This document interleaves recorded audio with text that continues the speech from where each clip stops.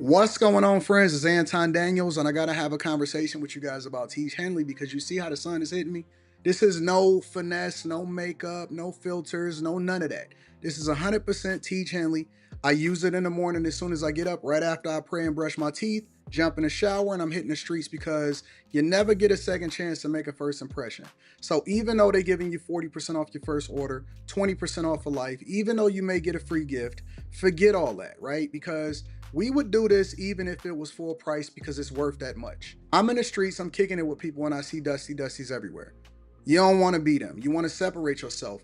And the way that you separate yourself is self care. Ladies get it for the fellas. Fellas don't wait for the ladies to get it for you. I'm about to hit the streets right now and I'm feeling confident. I'm feeling great. I mean, I already got confidence, but to have that extra boost of confidence, knowing that you've taken care of yourself and you set yourself apart from all of the rest of the sheep that's walking around making bad decisions on a daily basis. And it's reflected in their actions. It's reflected in the products that they use. It's reflected in the people that they follow. And so if you're trying to level up, if you're trying to make sure that you look good, they're going to send you the pack. They're going to give you all of the instructions on how you're supposed to use it. Then make sure you get your Tiege Hanley. Again, 40% off your first order, 20% off for life. Get your free gift. Make sure you tap in with your boy Anton Daniels because Unc is never going to lead you wrong. I would never have you use a product that I don't use myself. Again, they've been rocking with me for a long time. Make sure you get your Tiege Hanley. I love you. I appreciate you. I'm going to holler at you guys later.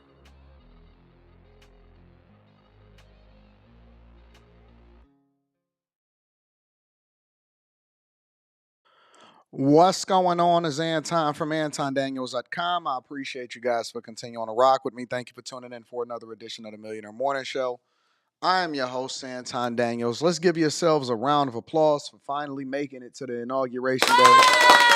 Real talk. And the reason that I say that is because now we got the grown-ups back in office and everything is good with the world. What's going on? Yeah. What up? What up? What up? What up? What up? What up to all of my friends and family? Keith Woodson starts off January 20th, 2025 saying all these Trump simps. When y'all gonna stop with the dusty trolling? At what point in your life do you stop viewing things that you disagree with, or maybe you agree with it, but you just the room nine kid in class. You was the room nine kid in class that always wanted attention, and so you want me to call you out, and you want me to bring you to the front of the congregation, and you want me to say, "Oh, little Timmy, he needs some attention in front of the class," and you want me to showcase your super chat so that I can make you feel better. At what point do we stop being dusty? And we start to actually pay attention to what's going on and make better decisions for ourselves. At what point do we decide that we want to grow up? What's going on, chat? What's going on? What's happening? What up? What up? What up? What up? What up? Robert Dalton, come on, man. I'm into one of the greatest moods of all time. I had one of the greatest events yesterday. Before we even get started, let me bring y'all up to speed on what was happening. So, yesterday, I flew in from liberal Portland. Super liberal Portland. I'm gonna get straight to the super chats and the cash app shortly. I appreciate y'all. Um, I flew into or from because I was in Portland, Oregon for I think 3 or 4 days because I had to go there and take care of some business and get down to business on some things. And you know, when I go to a city, I always like to document the journey. So I'm having a conversation of what's going on and I'm vlogging. And I shared a lot of that with you guys on the Anton Daniels channel, right?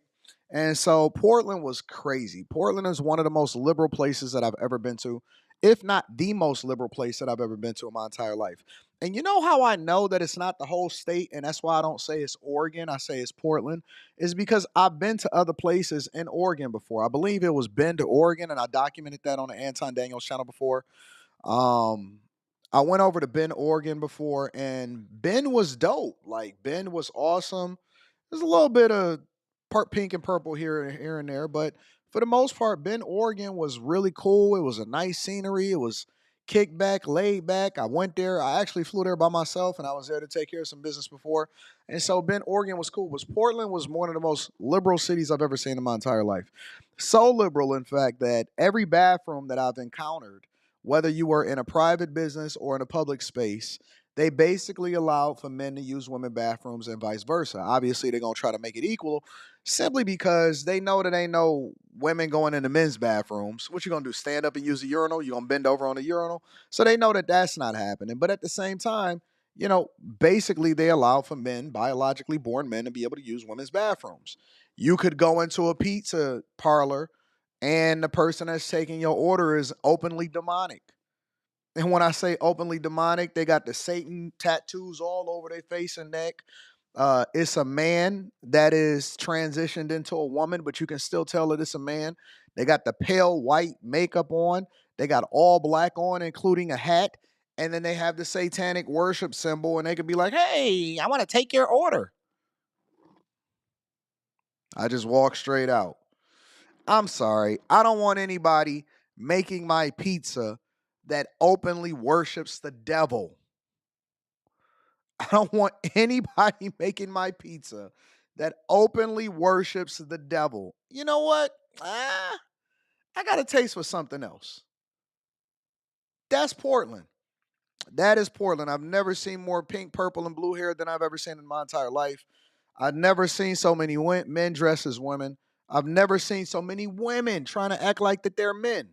How did I know that? So, for example, we go into a store, and inside of that store, it's a person that obviously is a woman, clearly is a woman, a bigger, heavier set black woman, one of the first black women that I interacted with. And I'm just going to tell you the truth. I'm just going to tell you the truth. Um, and so their coworker was like, "Oh, I forgot what they said. Keith will help you. He will be able to assist you guys. Give him 1 second."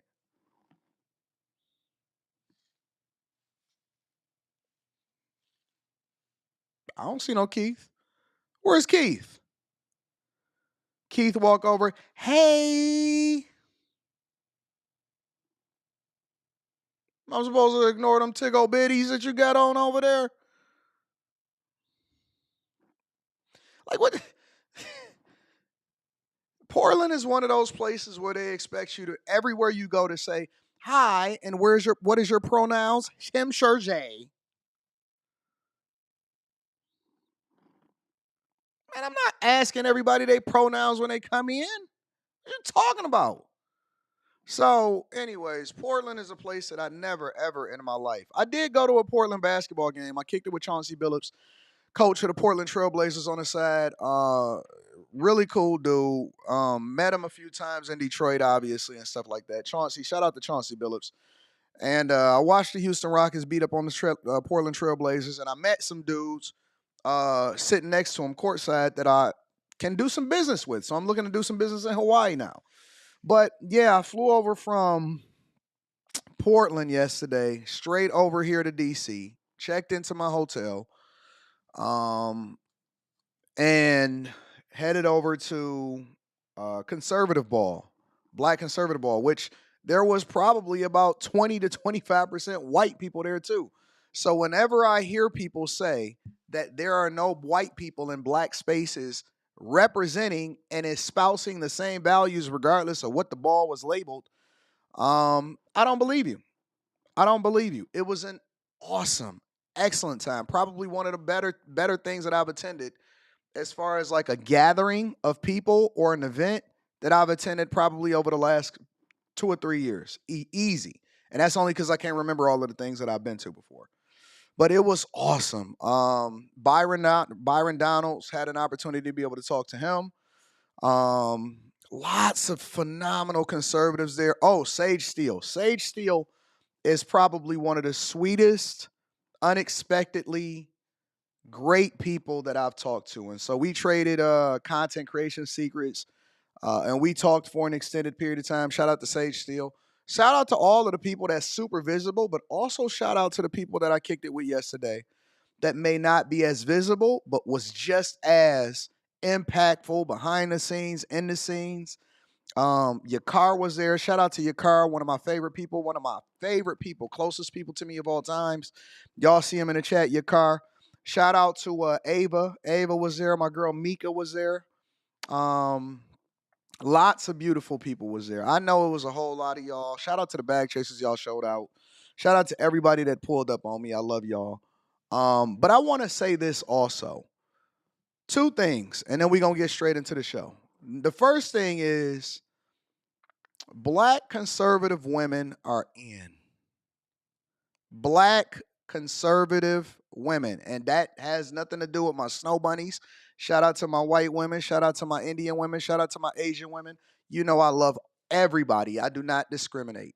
But the reason why I'm pointing out black conservative women is because we know that women, black women in particular, that voted turned out at a 93%. 93% voter turnout rate. Shout out to you, Rita. 93% voter turnout rate in this presidential election to vote for Kamala Harris only because of identity politics. But I will tell you, of all of the things that I see, thank you, I appreciate you. Of all of the things that I see that negatively represents a demographic of people as far as what stereotypes prove to be true, I will tell you that if you are a conservative woman, specifically a black conservative woman, you are probably one of the sweetest, most awesome, beautiful people. And that, listen, I'm not telling you if you're a liberal woman that you can't be a nice person. But what I am telling you is that all of the women that I met last night was gorgeous.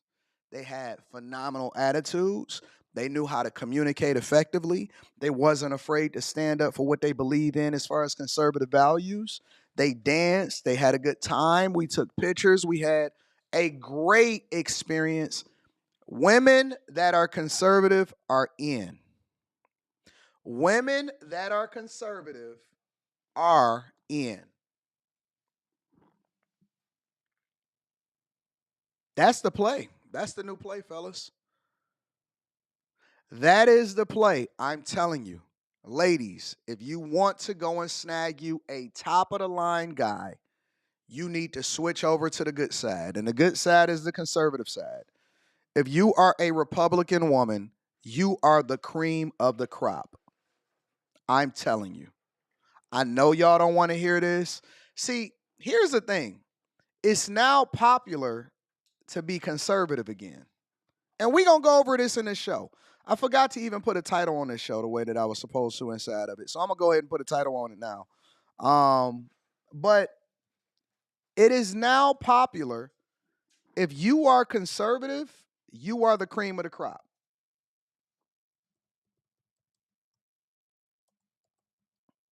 I'm telling you.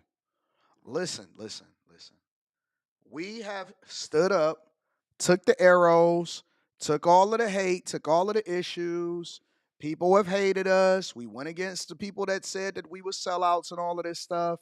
And now you see people transitioning and saying, oh no, I rocked with Trump.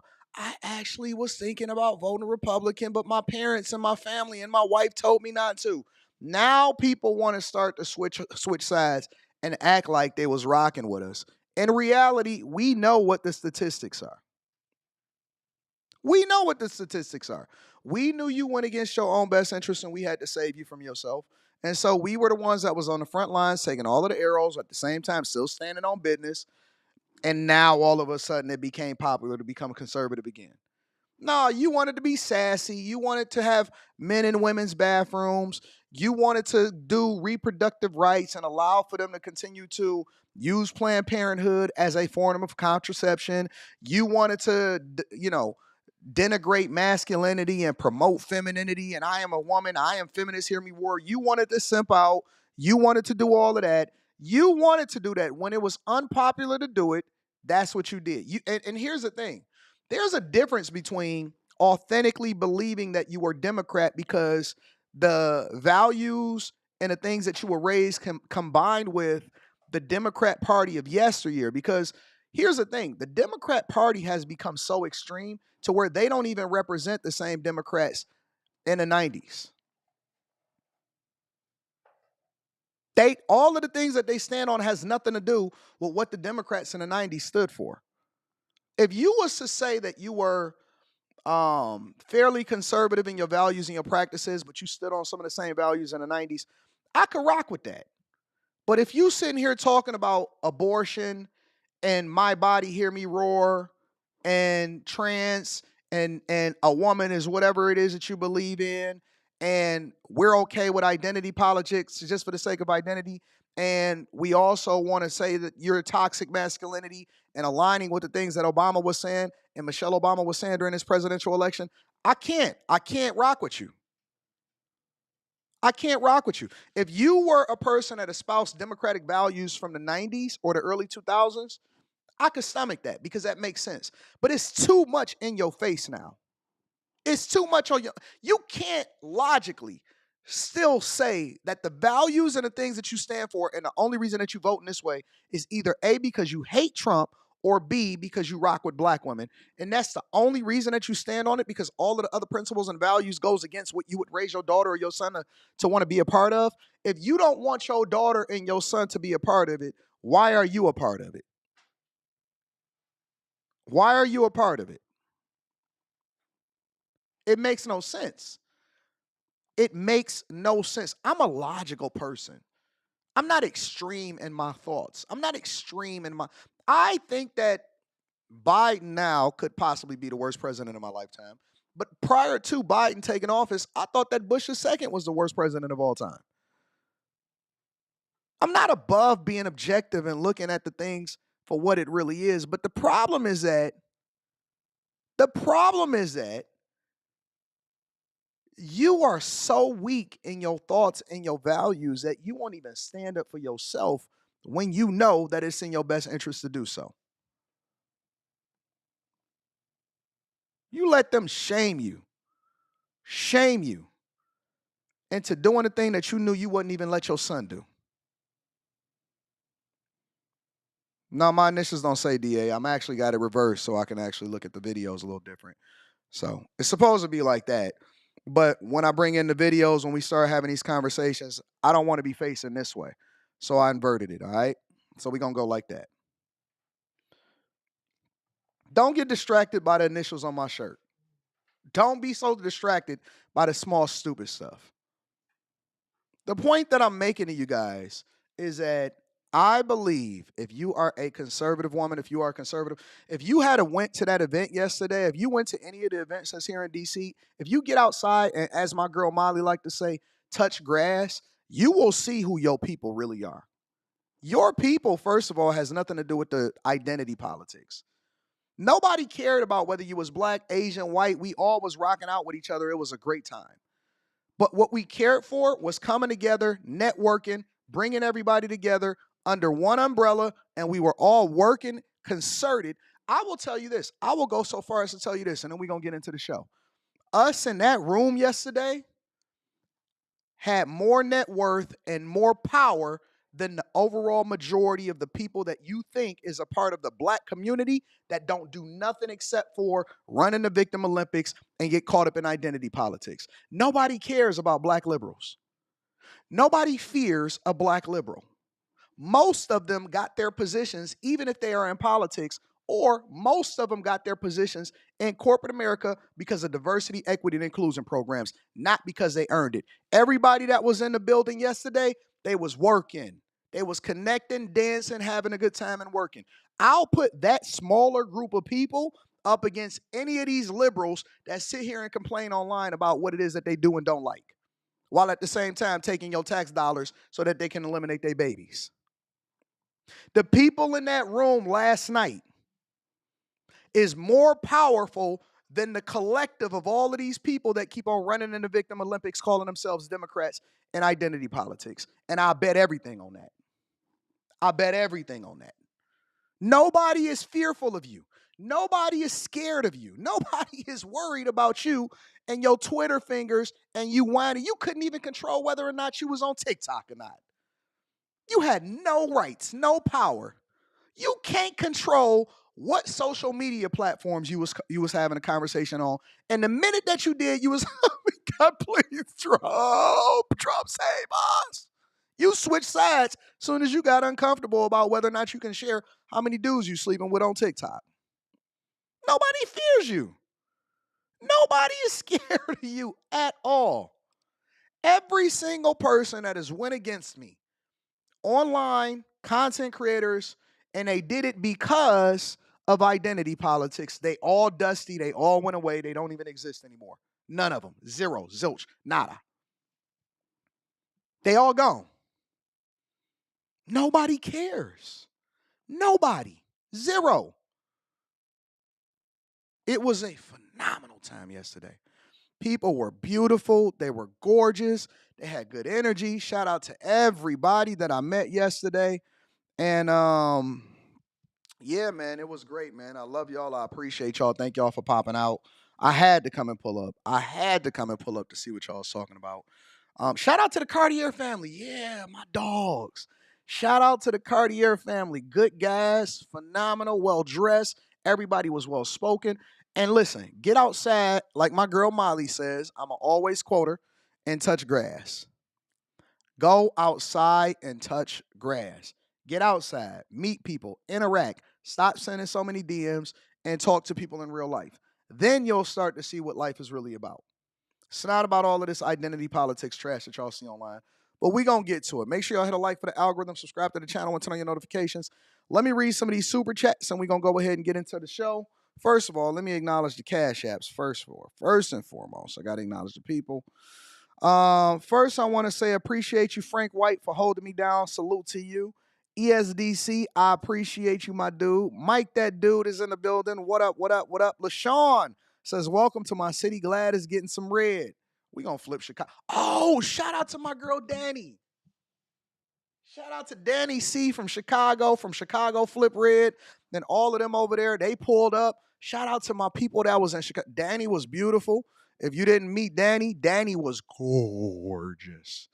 Shout out to Danny was in the building. Shout out to all of my people from Chicago. Shout out to my people from North Carolina. Shout out from the people all over the globe. Y'all were loved. If you guys are not a part of the Patreon and not a part of the Bag Chasers, we got Stock Club this week. It's coming up. It is absolutely going to be up. I love y'all. I appreciate y'all. Shout out to the Cartier family. Shout out to Danny C. Shout out to Sage Steele, Byron Donalds, your car, everybody. Shout out to Mika. Shout out to everybody that pulled up. It was a place to be. It was a place to be yesterday, all right? Eric Wealth Harris says, last night I couldn't sleep. Today I couldn't come fast enough. Today is the best day to be an American. It is. Shout out to you, Eric Wealth Harris. CEJ So Cool says Quentin was right about them Lions. Yes, he was. Oh, my God. And then I had to fly right into D.C. and see all of this Washington Commanders conversation. Good morning, Mr. Anton Daniels and the Millionaire Morning Show sending positive vibes. Shout out to you, Pink Shank. I appreciate you. Latrell M is in the building. I appreciate you to Latrell M. Solomon Gully is in the building and says, what up, Anton? Good day today. It is a great day today. Keith Woodson in the building says, when everyone is done giving Trump a BJ, maybe they will realize that they have been lied to again. Hope for the best, prepare for the worst again. Good luck with that, Keith Woodson. Blessings to you. Kevin Kaiser says, breaking news, my girl is finally accepting Anton's message as the truth.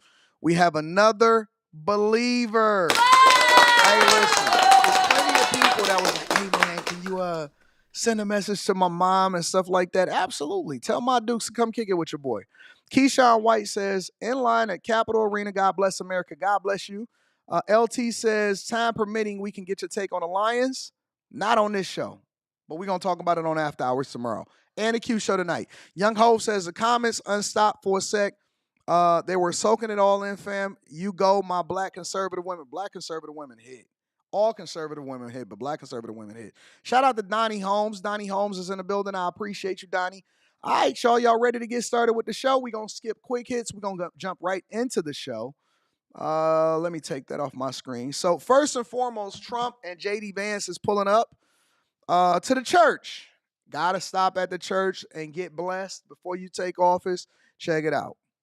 In Washington, and these are live pictures of President-elect Trump, Melania Trump, and the future first family as they make their short trip down from Blair House, where they spent the night right across the street from the White House, per tradition, to St. John's Church, also in the neighborhood there near the White House, where they will attend a church service as tradition has dictated for many, many years now, as we watch these live events unfold on a historic day, January 20th. here in Washington, D.C. And just a few moments ago, we saw the next vice president of these United States, J.D. Vance, and his wife, Usha, walking into St. John's as well.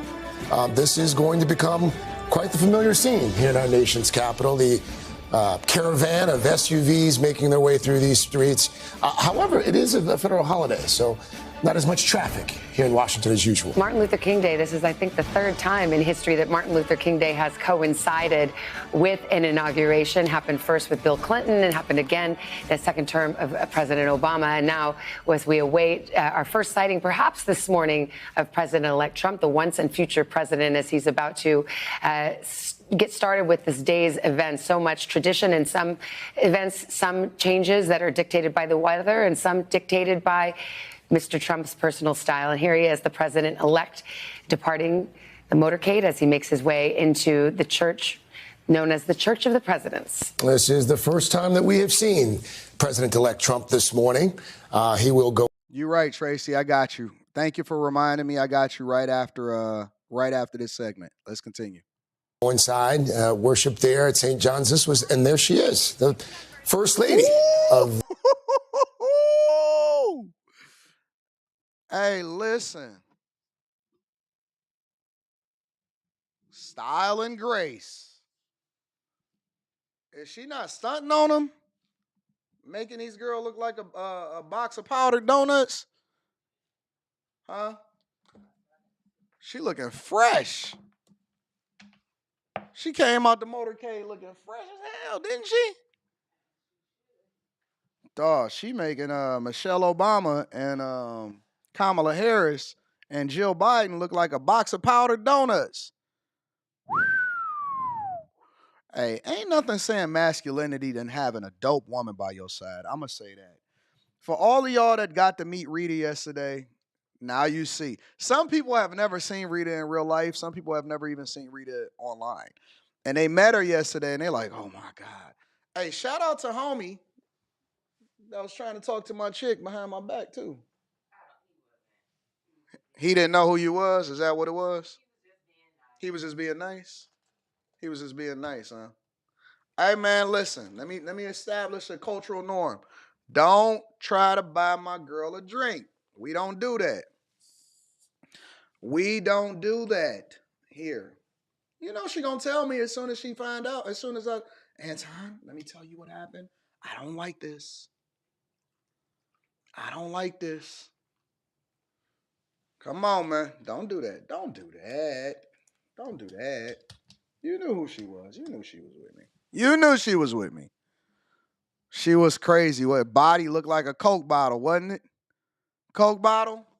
Coke bottle Rita was in the building. It was crazy. Crazy. The next First Lady of the United States, Melania Trump, there by his side as they make their way into that house. Again, that's just right across the street from the White House, being greeted there, presumably by one of the ministers there at St. John's. Hey, Melania, they do call it the Church of the President. Every single president, I think going back probably 70, 80 years, has attended services at least once inside this church, if not their inaugurals. Most do this inaugural service, but not all. And in fact, there's a row 54, that is the president's pew, and it's always reserved in case the president wants to come over and attend church services. Dope. And then J.D. Vance also pulled up and met Kamala Harris at the door. Doug and Kamala at the door. Check it out. So President Trump will be holding at Blair House for about 15 minutes, we're told, maybe about 13 minutes from here. We continue to see some family members who are or guests of the President and First Lady from the St. John's service.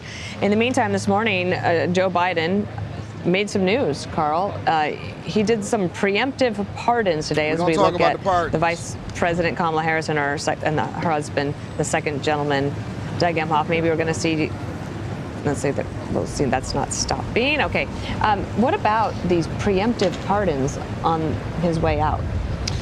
Well, first, it's distressing that he felt he needed to do that, and I thought Adam Kitzinger who's the recipient of one of those pardons and objected to it, said, "I didn't do anything wrong. I don't need to be pardoned." But it is a is it says something about the state of where we are as a country, the division and the polarization. And here we have, let me just jump in here. There is Vice President-elect J.D. Vance and his lovely wife, Usha. They have 3 children. And this is the moment where they are going to meet the Kamala Harris and Doug Emhoff, and then they'll go inside Bill for tea. There she is in a beautiful pink coat.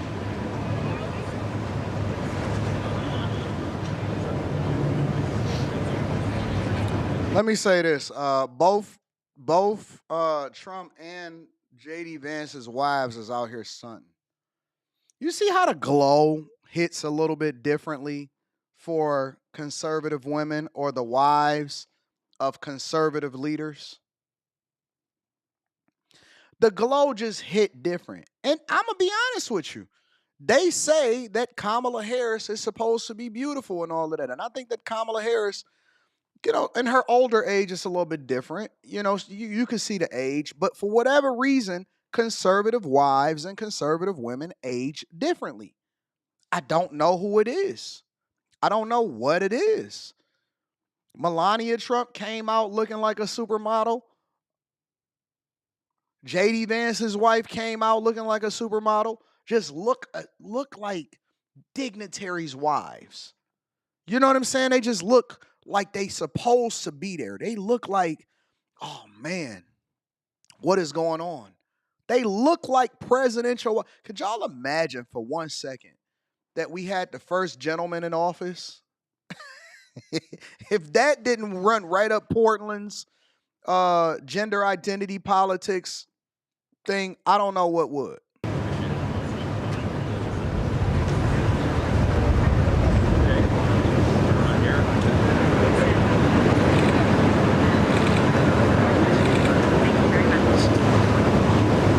Now, presidential choice.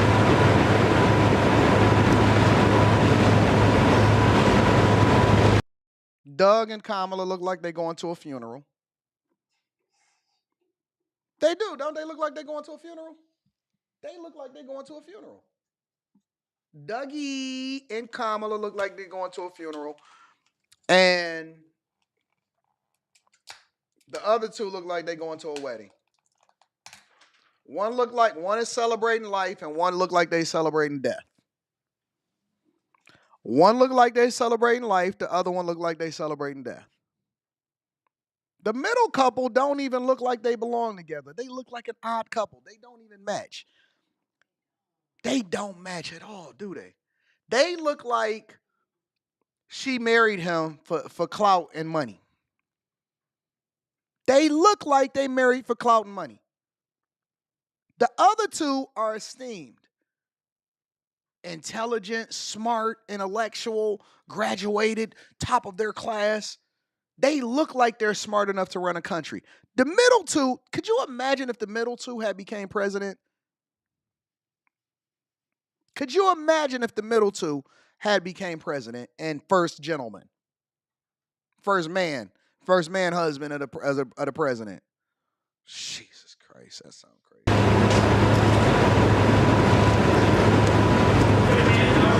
How very British that they go for tea. You're not going to make coffee. me the first man husband. Nope, I'm not going for it. You know, Dana and Carl, just learning the protocol takes a minute. That was pretty. And that was very quick. Did you see the picture? What am I grasping for? So you will be first gentleman? You will be decorating the garden inside of the White House? Is that what you're telling me, big dog? What, you know that first gentleman, think about it. What was Michelle Obama's landmark thing that she did in 8 years that she was in the White House? They say that she gave kids healthier school lunches. All of the other first ladies, they sit there, they decorate the garden, they add different furniture. Could you imagine being that dude? Hey, man, how you going to decorate the White House? Seriously, that is the landmark thing for they catch their husbands getting head in the White House, stuff like that. Shout out to Bill Clinton. They do new flowers in the garden. They select new furniture. They figure out how they can connect with the staff inside of the White House. That's what they do. Why would you want to even represent that? Why would you want to be the first? It ain't always good to be a first. Hey, dog, you know you the first man wife, right? The first gentleman of the White House. Why would I want to be the first gentleman? So what you gonna work on? School lunches like Michelle Obama? The Winter Garden? Oh, great. That's all they needed. It's very British that they go for tea, not coffee.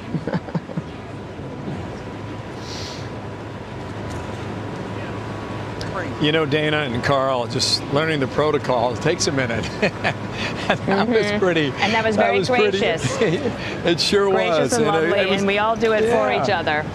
Yeah, it was kind of a cute moment, actually. So they'll go in, they'll sit down, they'll start their conversation. And, you know, Carl, I asked Senator Thune this. He let off our coverage about half an hour ago. And how much consideration have you given to the political accomplishment that Trump has done here? Through the court cases and the assassination attempts on January 6th of 4 years ago. And the fact that we have not seen his kind to win a non-consecutive term since the 1890s. You're a historian. Frame it. Well, we've never seen anything like this. This is nothing like Cleveland's return in 1892. The 1888 election had been very close. The 1892 election was similarly close. But in the intervening 4 years, Cleveland had sort of retired to New York and had kept his political life alive. But, you know, he suffered nothing like Donald Trump has suffered in the last 4 years and persevered. I mean, there's nothing, 100 years from now, people will be writing about the extraordinary political comeback, the most extraordinary in America's history, of Donald Trump with the number of lawsuits and declared dead and January 6th and so forth and so on. And he comes back to beat not the man that he started out running against in 2023, but the vice president after the president is withdrawn from the ticket and declines to run in July of 2024. Yeah, shout out to Trump, man. We happy. We finally here, y'all. We get to have a regular country again instead of all of this chaos and calamity and issues and problems that's been happening over the last 4 years. The last 4 years, y'all got to admit, it doesn't matter whether you're watching this as a hateful liberal or a strong conservative. The last 4 years has been absolute hell for most of us. Not all of us, but for most of us. The last 4 years has been absolute hell for the majority of people that are out here in these streets. You got to admit it. You got to at least give us that. It has been crazy. People been getting evicted. You can't buy a house because interest rates is crazy. And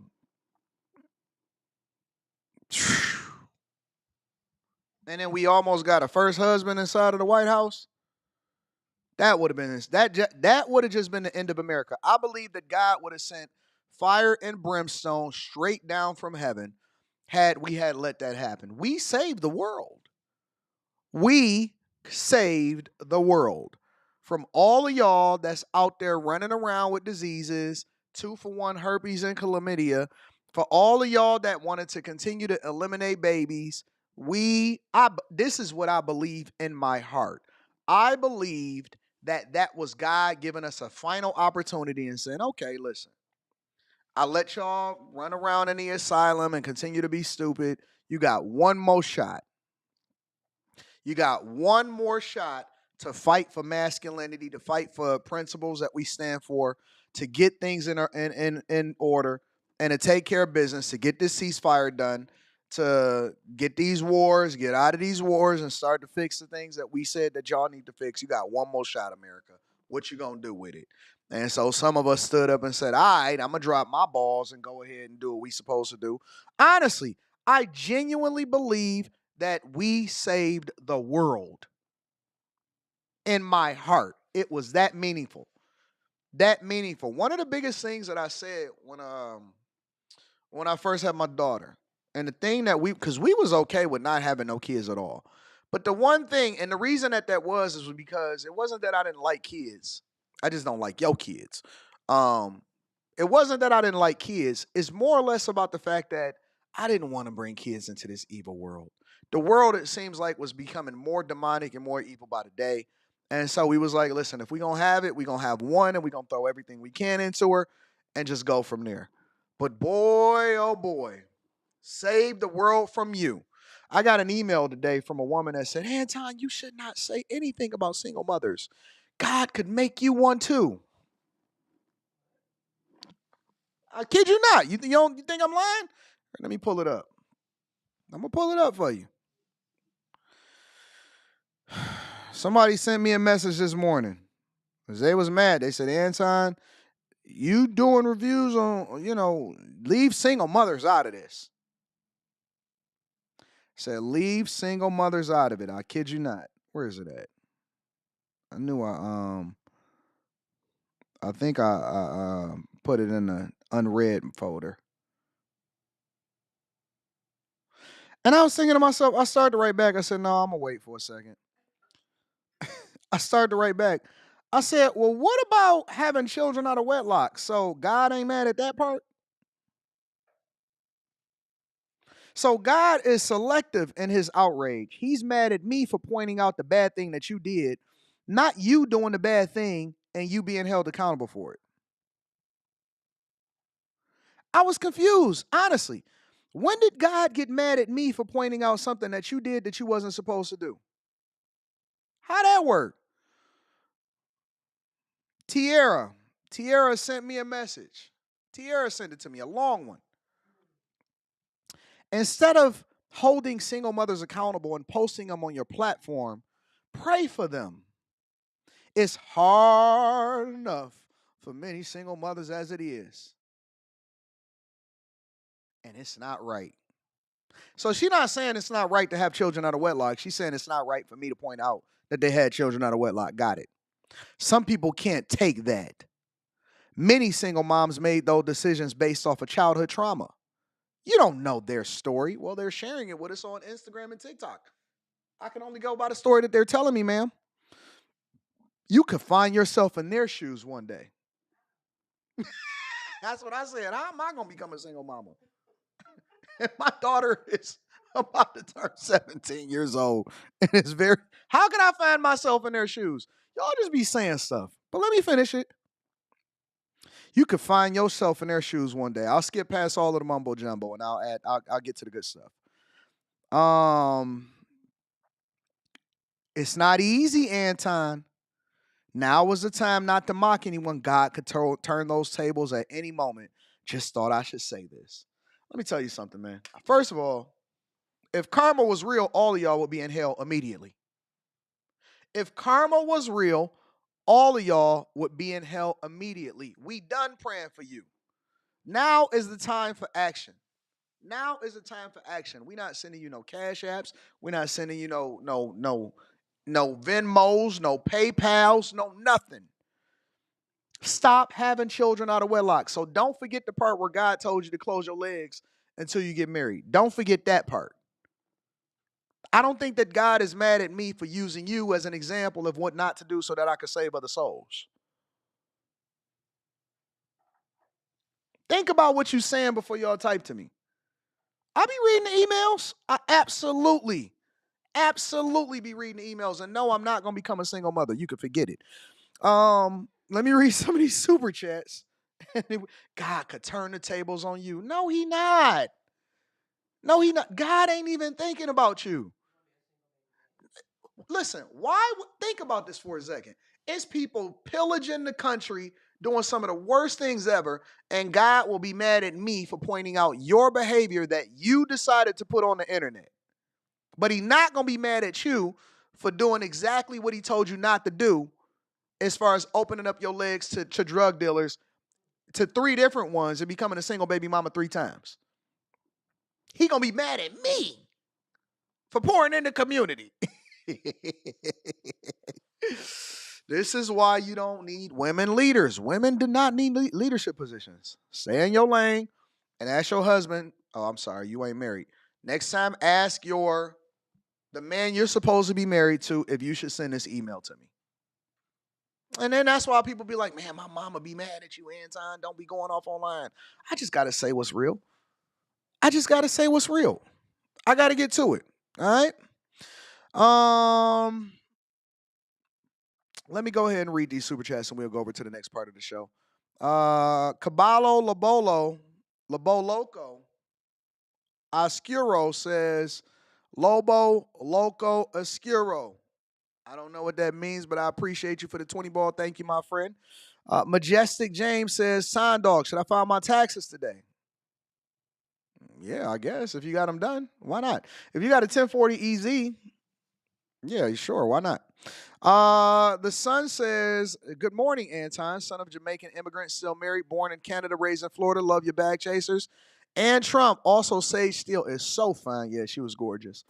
Shout out to Sage Steele. She was a phenomenal person to meet yesterday. Shadow Dragon TV says, What up, big dog? Been grinding through your Patreon content. Phenomenal stuff. Shout out to everybody that's getting the Patreon bag. I appreciate y'all. We got Stop Club this week. Yeah. Alex Oubre says, Trump on MLK? Oh, they not going to like this. We don't care what they like. Listen, if they cared about Martin Luther King, then every MLK street would be cleaned up instead of having churches and drug dealers and dope fiends walking up and down the street. Don't sit here and talk to me about what you like. Show me what you like by actually fixing your neighborhood. Stop parking on y'all grass. Every single Martin Luther King street that you walk down, it looked like a POS. Every Martin Luther, listen, don't talk about honoring me on your day and we don't even honor you your street. Stop. We want to honor Martin Luther King. You don't even know what Martin Luther King stood for. Did you know that the majority of black people didn't even like Martin Luther King when he was alive? Did you know that Martin Luther King actually espoused Republican values? Have you really even ever read Malcolm X's account of Malcolm X written by his daughter? Do you really know that Martin Luther King was hated similar to the way that black Republicans are hated today based off of what he stood for?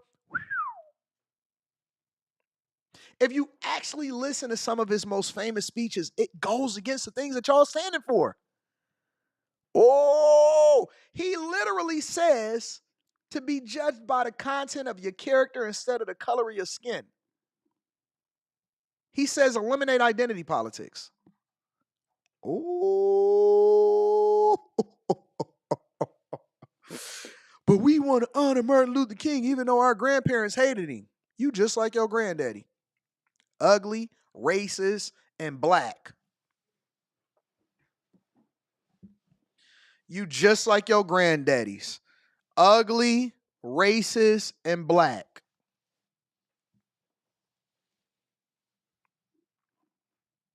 Now tell your mama I said that. And I don't care whether or not she like me or not. Shout out to JL Jr. says, Melanie looks so good. Love modest women. Zach says, a real Indian woman meeting a confused one. That is true. From Sonoma Sauce, it says, want to send Rita and use some of our sauces for you to try it? Our address is in the description of the video. Average Bro says, hi, D. I want to let you know we are proud of you and keep up the good work. Shout out to the Average Bro. We got to change that average name. I think it's going to be above average this year. You love to see it bringing back Real Wives in 25. That's a fact. Slim Jimmy says, Melanie slid out of the car like Michael on him. Mrs. Vance is giving Jackie Kennedy energy AD. Shout out to Janice. I love you. Without question says, Austin, Texas slogan is keep Austin weird. If you thought Portland was liberal, you definitely will understand why we call it San Fran 2.0 down here in North Texas. They stole that in Portland from Austin, to be honest with you. He won't be able to cut the turkey as a first man. Oh, my God. The shop is open, though. Get Savvy and Art says, Wet was cool to see 2 Indian wives and 2 white husbands. Y'all so ugly. Brandon Jennifer says, LA Mayor's office silent on deputy who was in charge of the fire department, placed on leave for alleged bomb threat. Key says, have you heard about Trump coin and Melania coin? I have not heard about it. Foxhole 99 says, I think the Democrats had it right. We should expand the Supreme Court in 2025. Yeah, no, we good with the amount of Supreme Court justices that we got right now. Anyways, make sure you guys hit a like for the algorithm, subscribe to the channel, and turn on your notifications. Let's continue. All right, y'all ready to rock out? Let's first start here, all right? TikTok. A lot of y'all was crying over the weekend. What was that? Saturday night? Saturday night, TikTok went dark. And then Trump saved y'all from yourself, similar to how he did in the ceasefire. Check it out. Today, the Supreme Court ruled to uphold a law that would prohibit the use of TikTok in the U.S. The justices unanimously determined that the law requiring the hugely popular app to either be sold or banned in the nation does not violate the First Amendment. The court also said the measure is necessary to address, quote, well-supported national security concerns. The CEO of TikTok posted his response to the decision on the app. On behalf of everyone at TikTok and all our users across the country, I want to thank President Trump for his commitment to work with us to find a solution that keeps TikTok available in the United States. This is a strong stand for the First Amendment and against arbitrary censorship. The president-elect also responded on social media this morning saying, quote, the Supreme Court decision was expected and everyone must respect it. My decision on TikTok will be made in the not-too-distant future, but I must have time to review the situation. Stay tuned. CBS News Supreme Court and legal producer Catherine Cole is following all of this in Washington for us. So, Catherine, can you further explain the court's decision, particularly how the justices concluded this law does not violate the right to free speech? Yeah, so this is a unanimous 9-0 decision saying that this law doesn't violate either Americans' free speech right or TikTok's free speech right. What they concluded is that this law indirectly burdens speech, but that laws that further an important governmental interest can have these indirect burdens on speech so long as they don't go too far. And the court said the data privacy problems that Congress identified, that the government has defended, the fact that the Chinese parent company of TikTok can access the data of anyone who has TikTok downloaded onto their phone. Somebody says in the chat, let me share this real quick. I want to share this statement because the chat is my co-host. Where is it at? They talked about how great China is. I've studied China. Studied it back and forth. Even learned a little bit of their language. Somebody says, Lisa says the algorithm is setting us up to keep us done down. China is teaching tech stuff. Jaron also says, I like Red Note. China make America look like a third world country. Check out Chinese cities. Y'all are absolutely 100% confused about what China really is. Actually go and speak to somebody who's been there. All right. Number one, let's talk about Red Note. Okay. Because I know that a lot of people was trying to flock over to Red Note, a Chinese app, because they didn't want to be on American apps and stuff like that. All right. Let's go by this. Let's first have this conversation. A lot of people that joined these Chinese applications that's also owned by ByteDance, which is the parent company of TikTok, they don't play the same way that they play over here. I'll give you an example. There were a lot of people that were complaining about Red Note right after they switched over because they thought that TikTok was going to be off for a long time. And they were complaining to them because they were getting removed off the application. Why were they getting banned off of Red Note? Because A, they was talking about politics. B, they were talking about whole behavior. And C, they were not dressed appropriately and they were showing cleavage and they weren't covering themselves up. I don't know if y'all familiar with this, and maybe y'all need to go over there and live over there and see what it's like. They present a image over there that's completely different from what the real experience is. More importantly, they censor. You can't send an email from over there in China without being held accountable if you say something that you wasn't supposed to say in the email.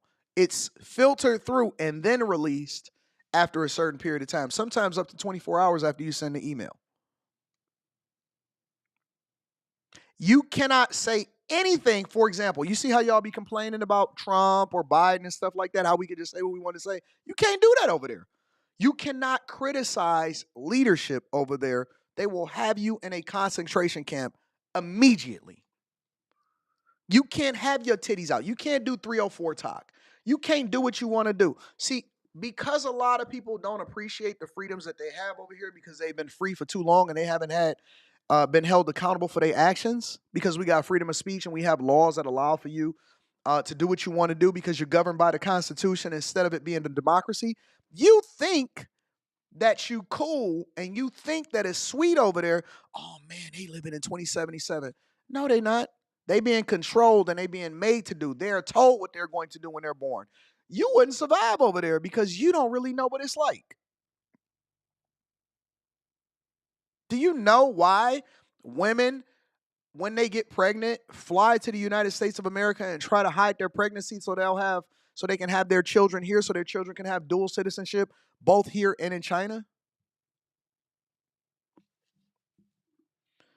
Do you know that those are man-made cities, that their real estate is absolutely crumbling right now, that their infrastructure is cheap, that they tried to dump cheap steel over here that eroded some of your cars, and that's one of the reasons why y'all have some of the recalls that y'all have? Y'all think it's so cute and it's so, oh my God, they so great over there. Then go. Go. While everybody is trying to get over here, nobody is trying to run over there. Go over there. Go over there and tell them about your choosing to use men's bathrooms or women's bathrooms. Go over there and tell them about, tell them about how you don't like their government leadership. Go over there and start telling them about what you think you know and how you feel about women's liberation and why you need to eliminate baby. Go over there and tell them what you're going to do. I want you to have the same energy, that you got over here. Go over there and tell them that you're going to do it, and let me know how it go. I'm just curious. Because what they allow for y'all to do on the apps over here, they looking at you and they laughing at you, and they think that your content is subpar, and they controlled by their own government. But that's a real problem. Congress judged that was a problem, and that the court isn't going to say that Congress didn't have a sufficient basis to assert that interest, nor that interest wasn't important. And so the court concluded basically Congress did what it needed to do here, and we can't overstep what Congress has decided. How surprising is it that the decision was unanimous? Not that surprising. I'll give you two reasons why. The first is that the lower court ruling was also unanimous, and that court also had Republican appointees, Democratic appointees. We got a show to do. We're not distracted by nothing. We got a show to do. Basically, every judge who has looked at this law has said it passes constitutional muster. And then also, the court is unanimous more often than you'd think. In roughly half of the cases it gets, the court rules 9-0. It tends to be the more controversial, high-profile cases where they tend to split. And that's where you get this perception, perhaps misperception, that the court is more divided on the law than you'd think. And President-elect Trump has previously indicated he wants to save the app. This is a reversal for him as well. Can he? Does he have the power to? I'm not sure. I think he said he's going to try. He needs some time to review the situation. That's what he said on Truth Social. But the problem here is that this law is a matter of federal law. It supersedes executive authority per se, and it acts on the intermediaries, the tech companies that stand between users and TikTok. So the App Store, the cloud service providers, whatever you use to get to TikTok, those tech companies will face serious penalties right now if they allow you to get to TikTok once. So let me show y'all, let me bring y'all up to date. That was prior to the ban, and that was the anticipation of the ban once the Supreme Court ruled. And then this was more recently after it was banned, and then TikTok decided that they wanted to go ahead and get their servers back online. In addition to Oracle. Oracle is actually the service provider that allows for TikTok to be able to be filtered through your phones and stuff like that. So once it was banned for a little while, and you couldn't access it, you quickly seen it come back online. By the time that I was on my flight in the morning, it was back online, and this is the conversation that Trump was having and what he issued in order to allow for them to be able to come back online. Welcome back, and thank you all for joining us here at Live Now from Fox on this Sunday. I'm your host, Carla Hara. I'd like to get to an update regarding the social media platform TikTok, which initiated a blackout late Saturday evening. A lot of reports coming in for the future of TikTok, but I'll bring you this. A post on X I'm about to give Quentin his own show, y'all, on After Hours. It's about to be sports and sports betting. Quentin is let me tell you something. Tomorrow we're going to talk about it, but Quentin is the oracle.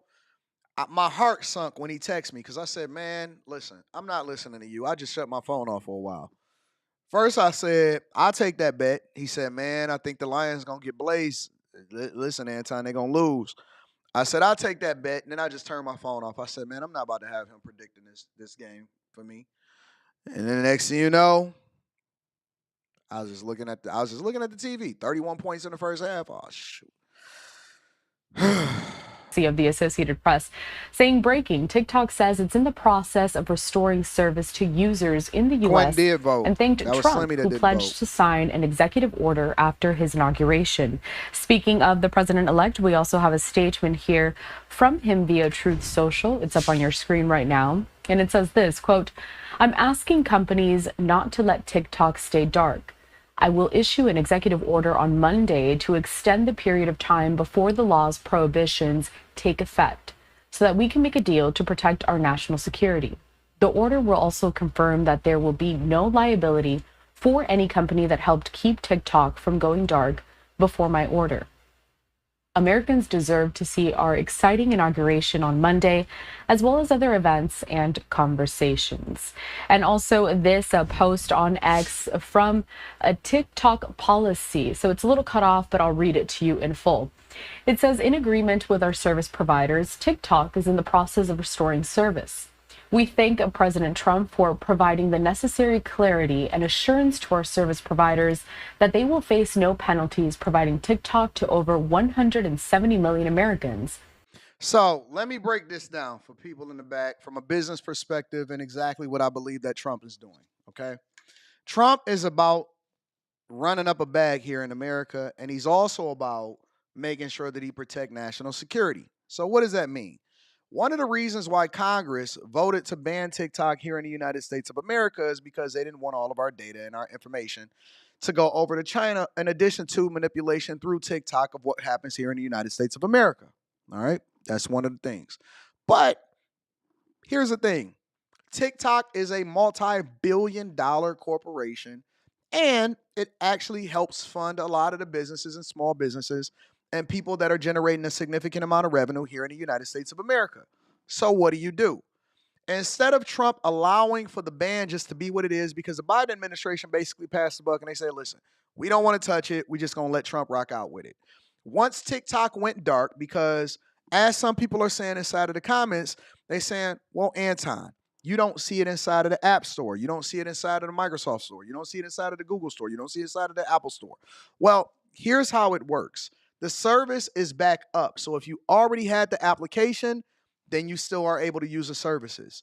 They're not allowing you to download it inside of the App Store because the laws are still in place that says that any service provider that helps them, basically the people that are putting it in their app stores, any service provider that helps them could face billions of dollars in penalties.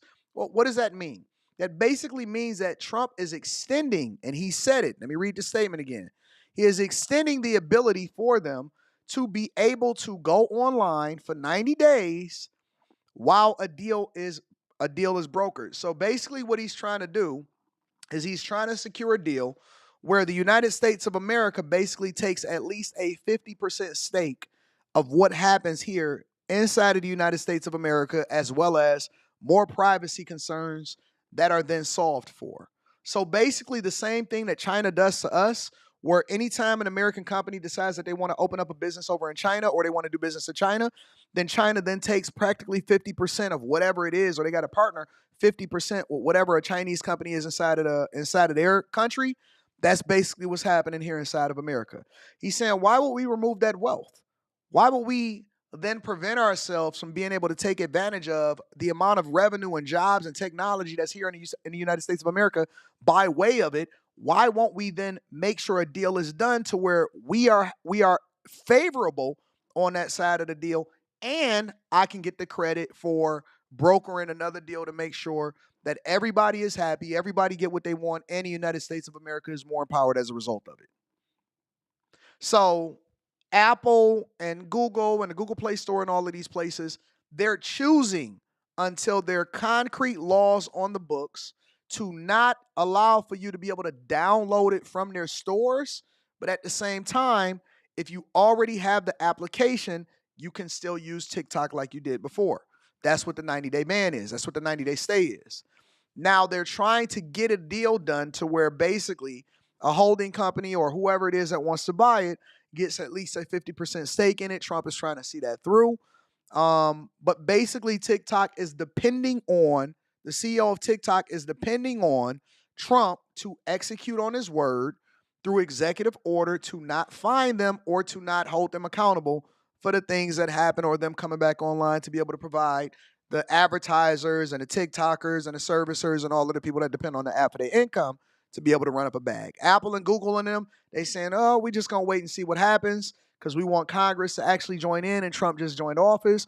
Actually, the TikTok CEO is at the inauguration right now, and he's cozying up to Trump, and so he got to bend the knee. They got to bend the knee. So I'm going to stay on top of it.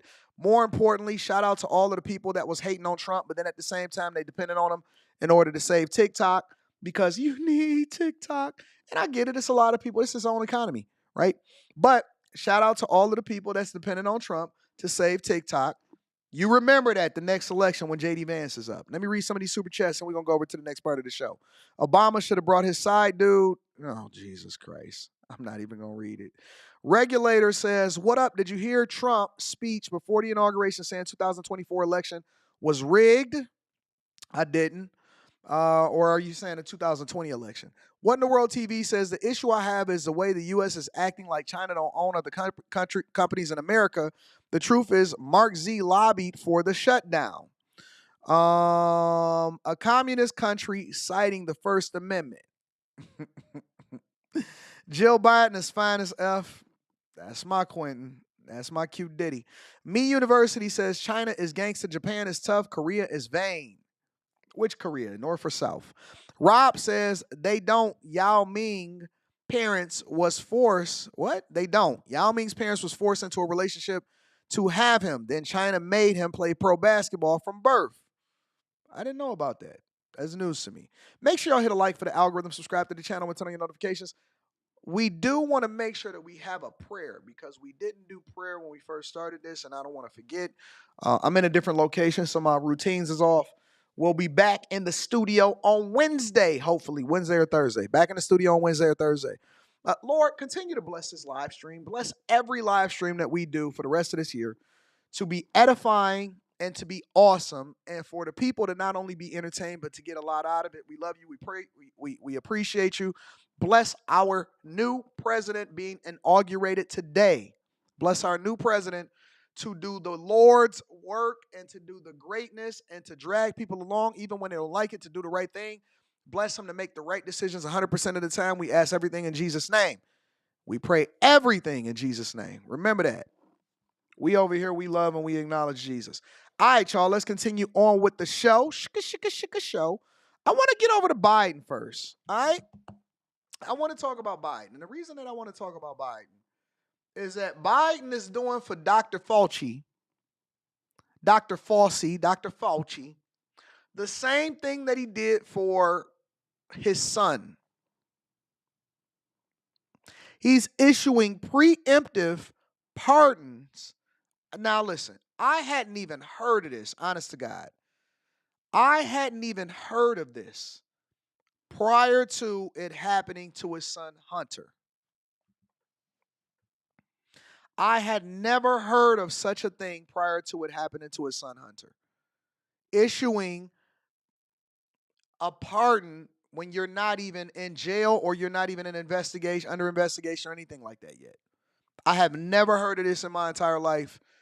And, you know, maybe y'all have heard of it. Maybe y'all can cite some previous presidents that has preemptively issued pardons for people that weren't even in jail or under investigation or anything like that yet. Or to, you know, backdate pardons all the way to this particular date in order to save them, to give them free out of jail cards. I've never heard of this in my entire life. I've been on this earth since 1982. I'm 42 years old. I've been active and participatory in the political process for a long time. I have never heard of this in my entire life. But here we are. Let's go ahead and get into it, y'all. It's a Fox News alert. President Biden, this just came across, just issues new pardons for Dr. Anthony Fauci. You could call these preemptive pardons. Dr. Anthony Fauci, retired four-star general Mark Milley. This just happened moments ago. It also includes the members of Congress and staff who served on the Select Committee and the U.S. Capitol, and D.C. Metropolitan Police officers who testified before the Select Committee. This as Trump prepares to take the oath of office in just a few hours. Would that include Liz Cheney? So What it's a mess. No, it doesn't. I guess, yeah. Committee? Yeah, Select Committee. The whole select. But what does it say?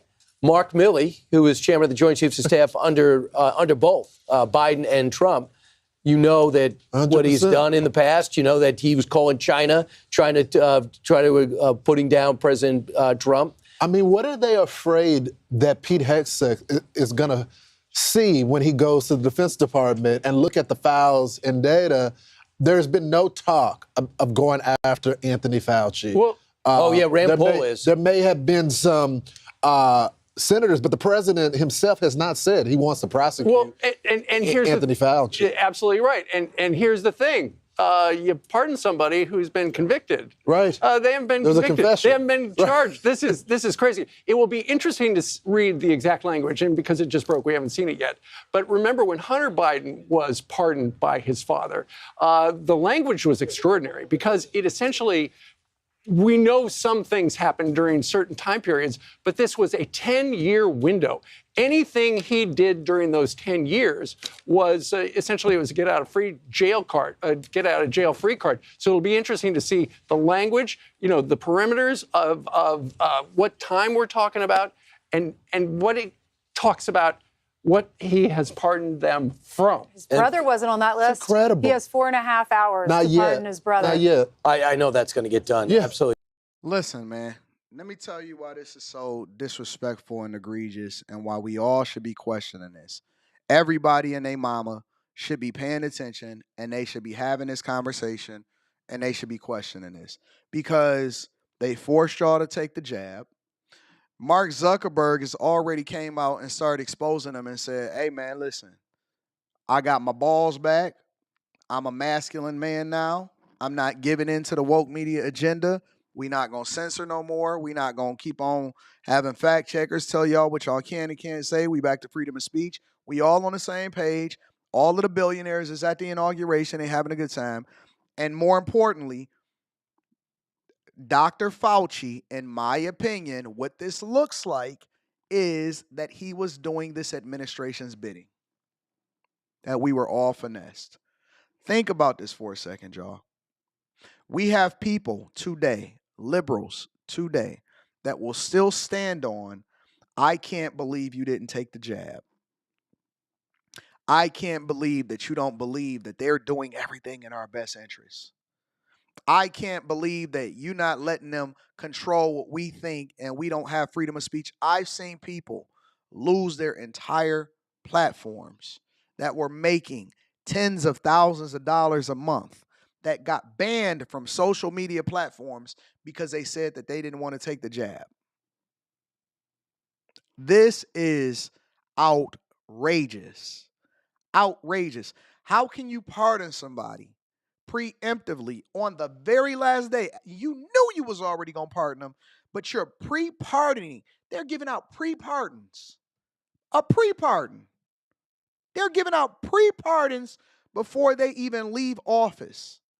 I've never heard of such a thing in my entire life. I've never heard of this type of behavior. This is crazy.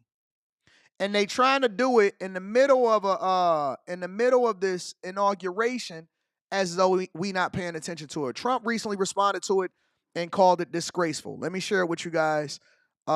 This is courtesy of the New York Post. It says Trump slams Biden for pardoning Fauci, Milley, and the January 6th committee staffers in the final hours of presidency, calling it disgraceful. It says President Biden issued a string of last-minute pardons on his way out the White House on Monday. Disgraceful. This is the worst president in my lifetime. I'm saying it now. We ain't got to wait for history to try to figure it out. This is the worst president in our lifetime. Trump, hours before President-elect Trump was due to be sworn in as the 47th Commander-in-Chief, in a move blasted as disgraceful by the incoming president.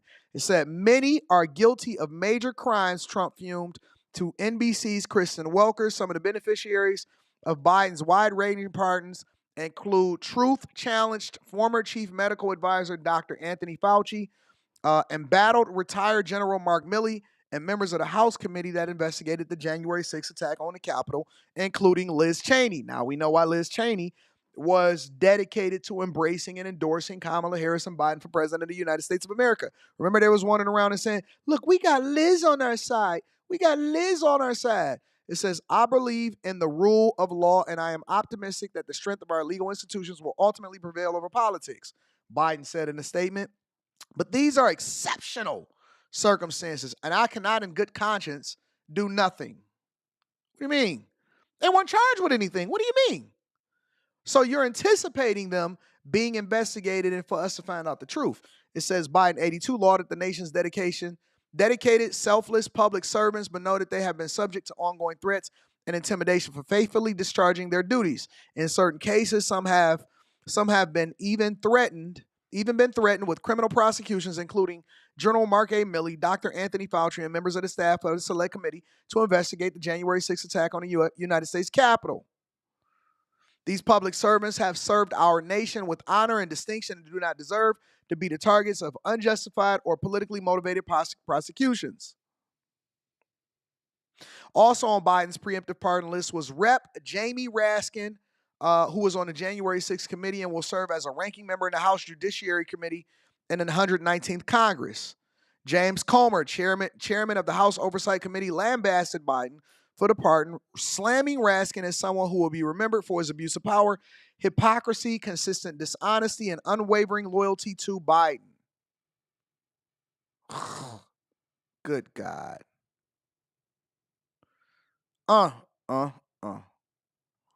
This is the worst president of our lifetime, without a doubt. Without a doubt.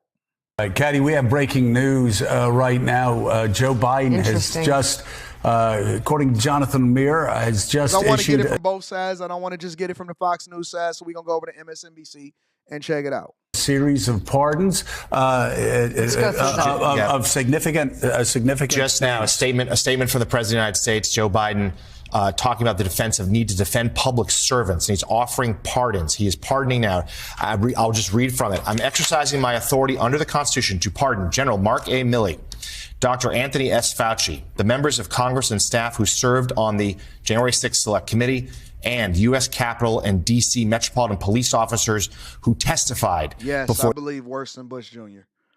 Yes, definitively. In my lifetime in particular, I believe as Biden is number one, the worst president of all time. Bush Jr. is second, without a doubt. Select Committee. He goes on to say 100%. The issuance of these pardons should not be mistaken as an acknowledgement that any individual engaged in any wrongdoing, nor should acceptance be misconstrued as an admission of guilt for any offense. And just backing up a moment, we have known for months now speculation that there would be these preemptive pardons issued by the White House. There were some people wanted them. I didn't even know that you can do a preemptive pardon. That is the first time that I've ever heard of it in my entire life. I did not know that you can do a preemptive pardon. I just learned this in my big old age.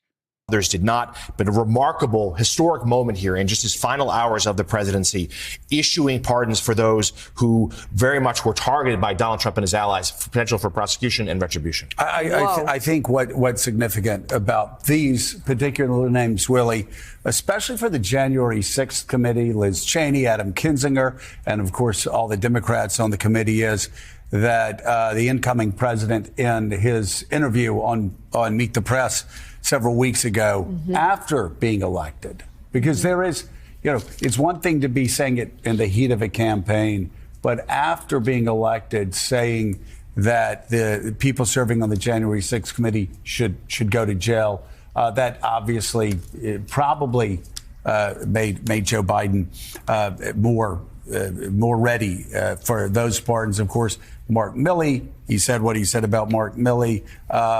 Same with Fauci and the U.S. Capitol Police. These are being offered.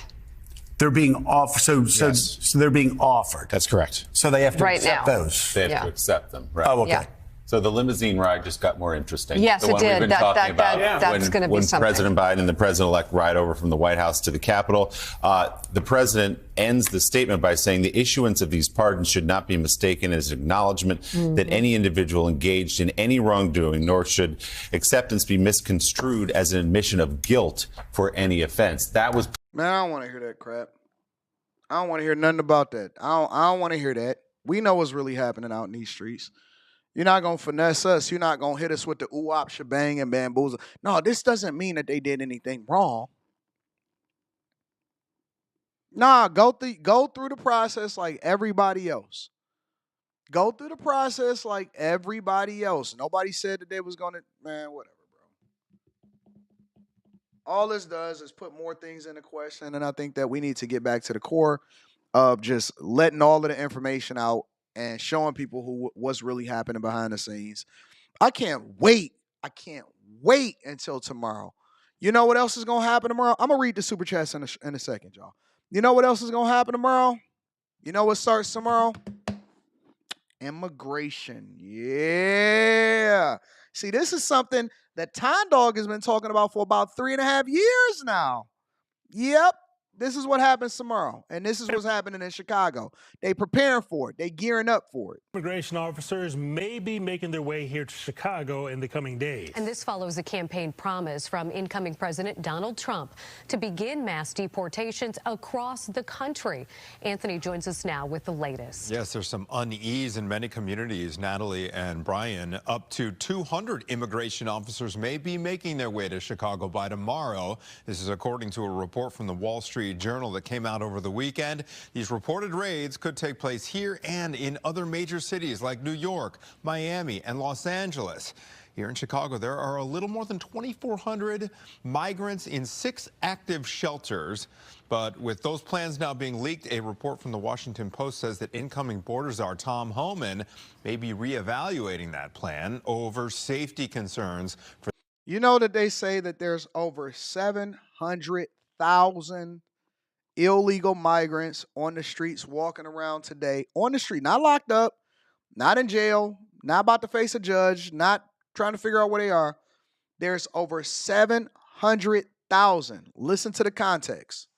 Over 700,000 illegal migrants walking around in the streets that have already committed crimes, and they still here on U.S. soil. That's unheard of. That's unheard of.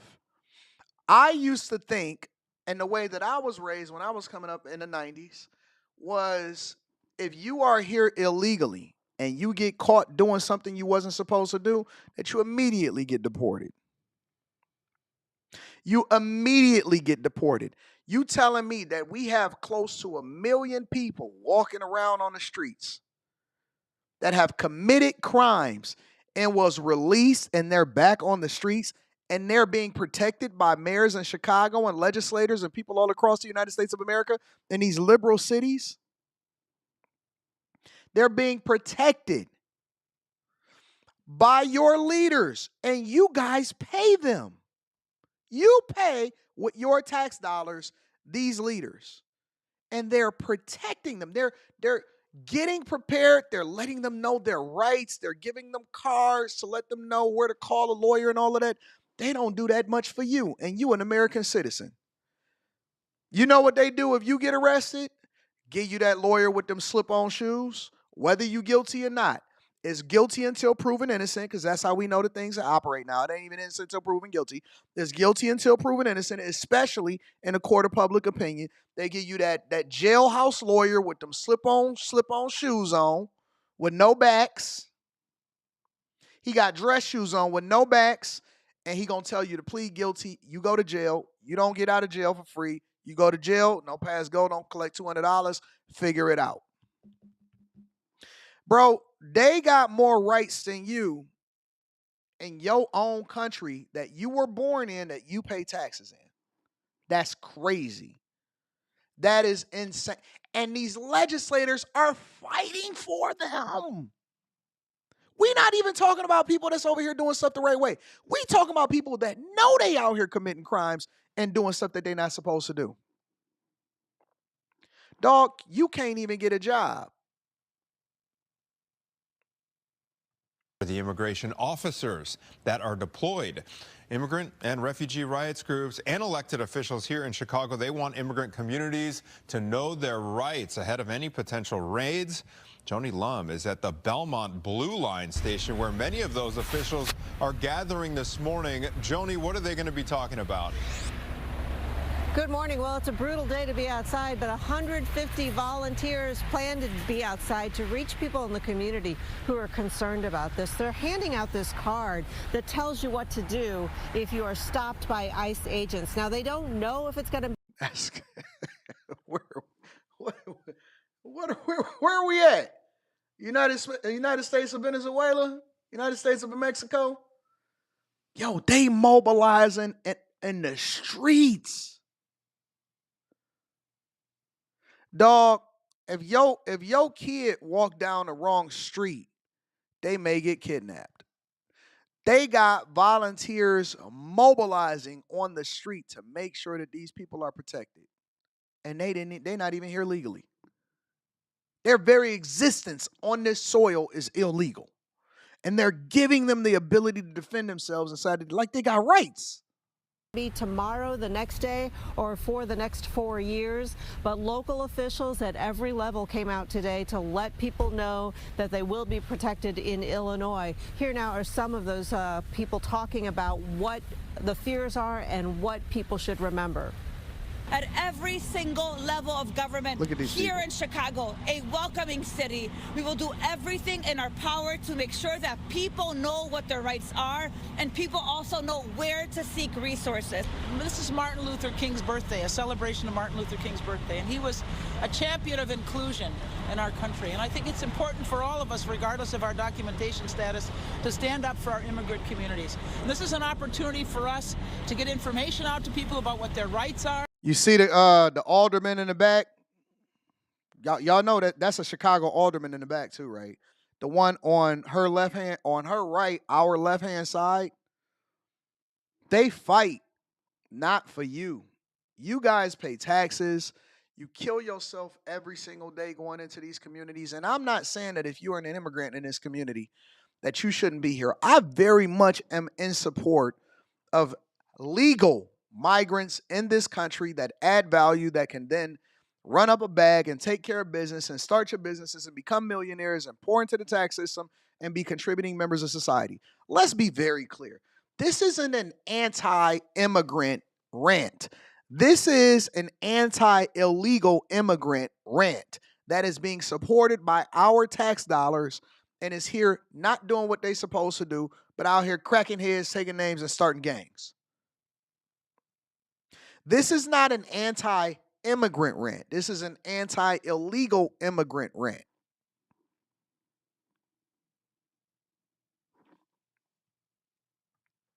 In the event that we see Immigration and Customs Enforcement raids in Chicago, which unfortunately is something Trump has promised.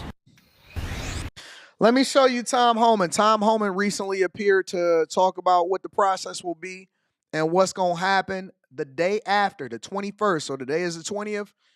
The 21st, what's going to happen and how they going to execute. And the Trump administration is reconsidering immigration raids that were reportedly set to begin this week after details of the operation were leaked to the press. ICE may also face problems navigating sanctuary city laws. New York City Mayor Eric Adams telling the New York Post, "The law is the law." And NYPD Commissioner Jessica Tisch says, quote, "The law in New York City basically is that the police department will not assist in civil immigration enforcement." Incoming border czar Tom Homan joins us now. I guess that remains to be seen. What does hitting the ground running look like for you tomorrow at 12:01 p.m.? Look, ICE is going to be, we're going to take the handcuffs off ICE that they've had put on by the Biden administration, let them go do their job. And the president's been clear, I've been clear. Right out of the gate, we're concentrating on public safety threats and national security threats. So I find it troubling to this day that any sanctuary city, any elected official, does not want public safety threats removed from their communities. Let us into the jail. Because if you let us into the jail, we can arrest a bad guy in the jail, right? But if you release them into the community, it puts the community at risk, puts our officers at risk, it puts the alien at risk, because anything can happen on an outside arrest.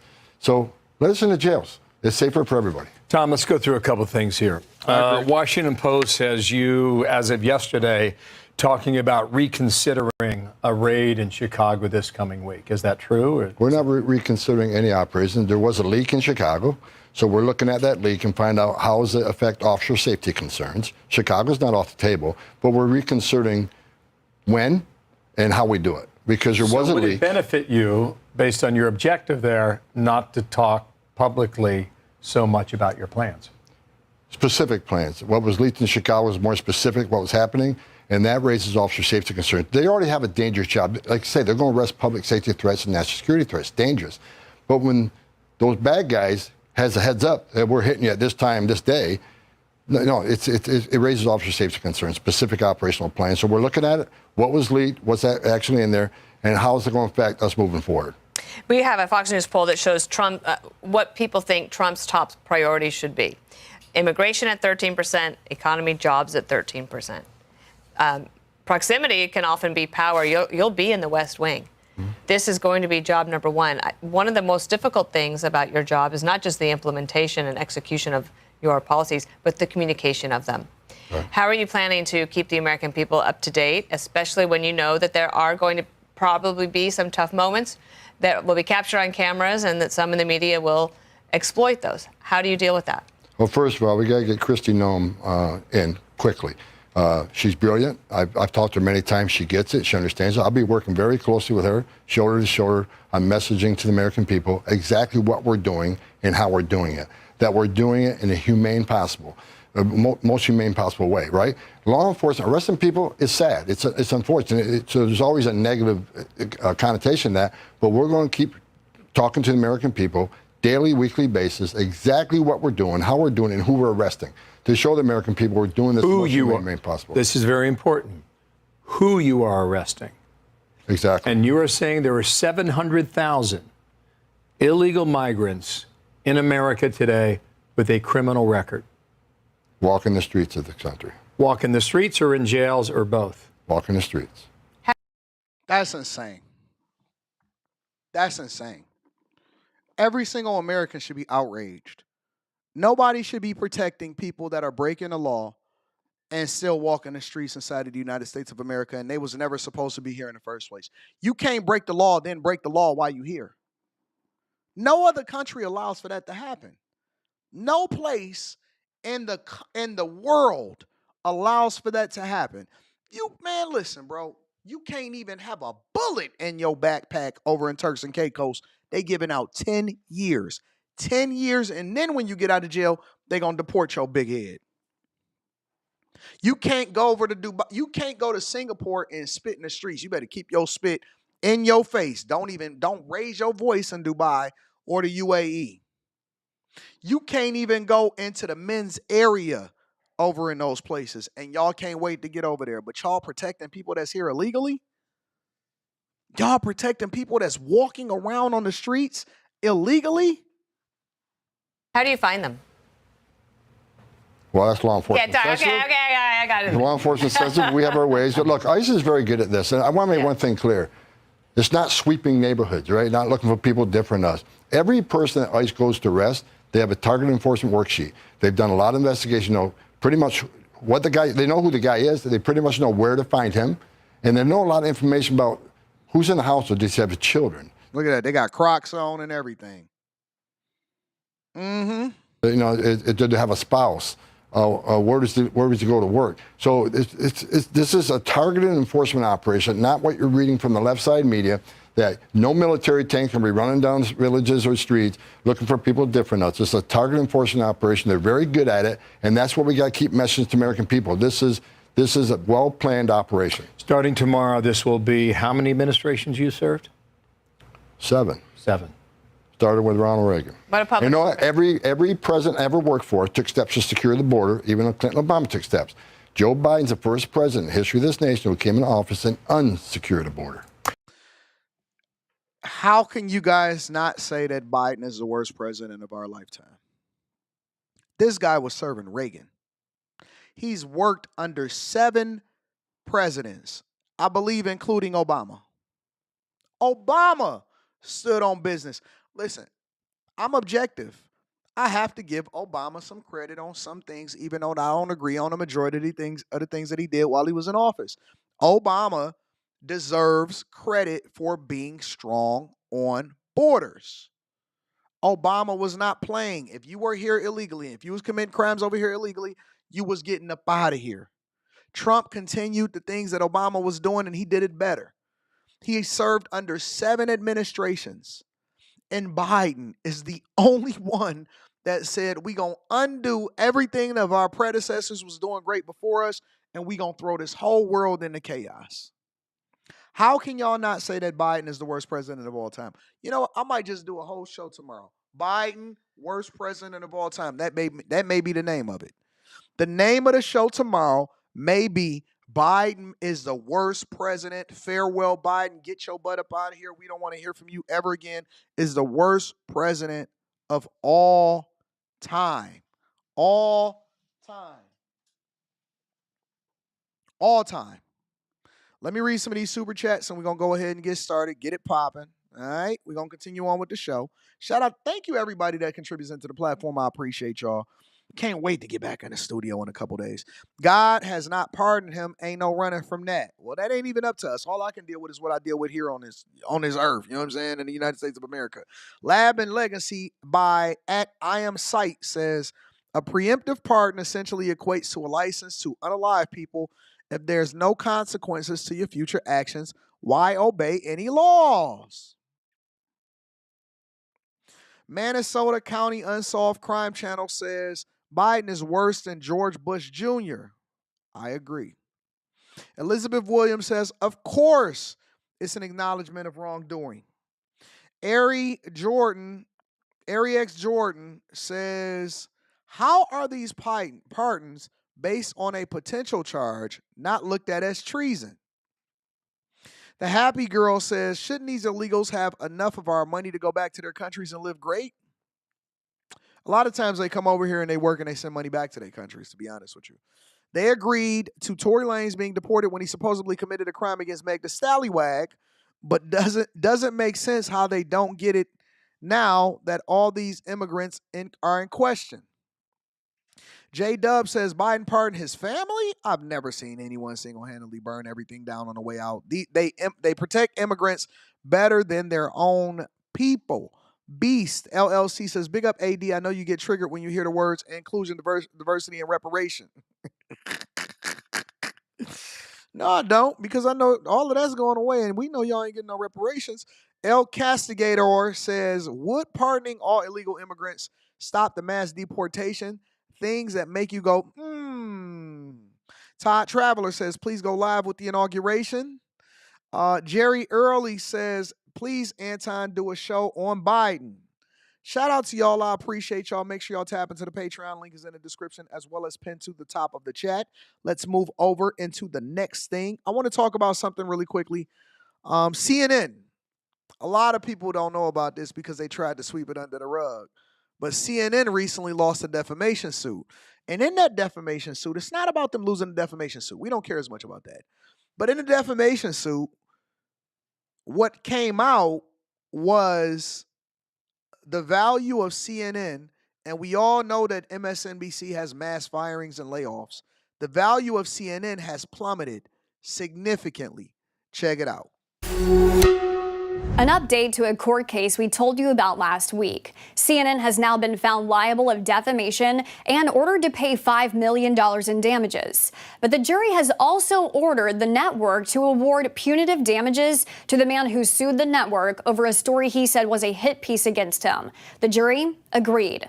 And because of it, we're getting detailed financial reports from CNN, not typically made public, that shows a network in steep financial decline. A Florida jury has found CNN defamed Navy veteran Zachary Young, a security contractor who was featured in a November 2021 segment about the costs Afghan refugees were paying to leave the ravaged area following the U.S.-Afghanistan withdrawal. CNN featured Young in the story as the only named private contractor assisting in the Afghan evacuations. CNN referred to it as black market operations, later issuing an on-air apology over using the words black market. Young argued the report put him in a negative light, painting him as a criminal. Young contended he was contracted out by corporations and paid by them, never by Afghan refugees, calling the report completely false. While CNN contended their reporting was accurate at trial, the jury sided with Young, saying the report was materially false and done with at least negligence. But the jury isn't done. Now a decision is to be made on the amount of punitive damages awarded, with the jury to hear testimony about CNN's finances, with CNN lawyers already making a case for the jury to show mercy. According to Washington Post reporter Jeremy Barr covering the trial, CNN's top lawyer, in trying to appeal to the jury to award a small punitive damages award, acknowledges that you're going to see that the net worth of the company is actually in a subtle decline. You're also going to hear about the headwinds facing the entire media environment. Barr, citing tax documents obtained in the case, shows a series of financial stats that points to a network in decline, showing CNN's net income dropping from $600 million in 2021 to $300 million in 2022. And this is one of the reasons why a lot of people choose not to go to trial. Some people, a lot of times, they'll say, I don't understand why this person doesn't sue this person if they lied on them, or why didn't they sue them and stuff. That's because you don't understand how the game go, big dog. You don't understand how the game go. A lot of times in the trial or even in the discovery, you'll have to reveal information that generally was not available to the general public. What you got going on? What do you got going on? What you doing? Why do you need money? What do you need money for? Are you still alive? Yeah, I'm still alive. What do you mean am I still alive? Well, how much money do you need? How much do you need and where you going? Jesus, just like her. She about to go shopping. How much do you need? No. Give me a number. Don't say a few of those. How much do you need? Oh, Jesus Christ, girl.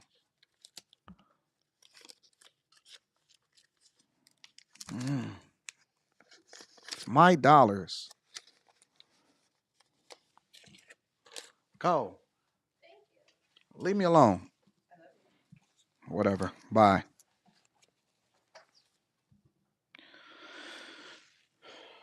You got your card?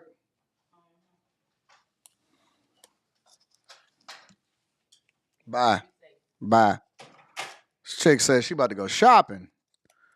Every day. I'm talking about a CNN defamation suit.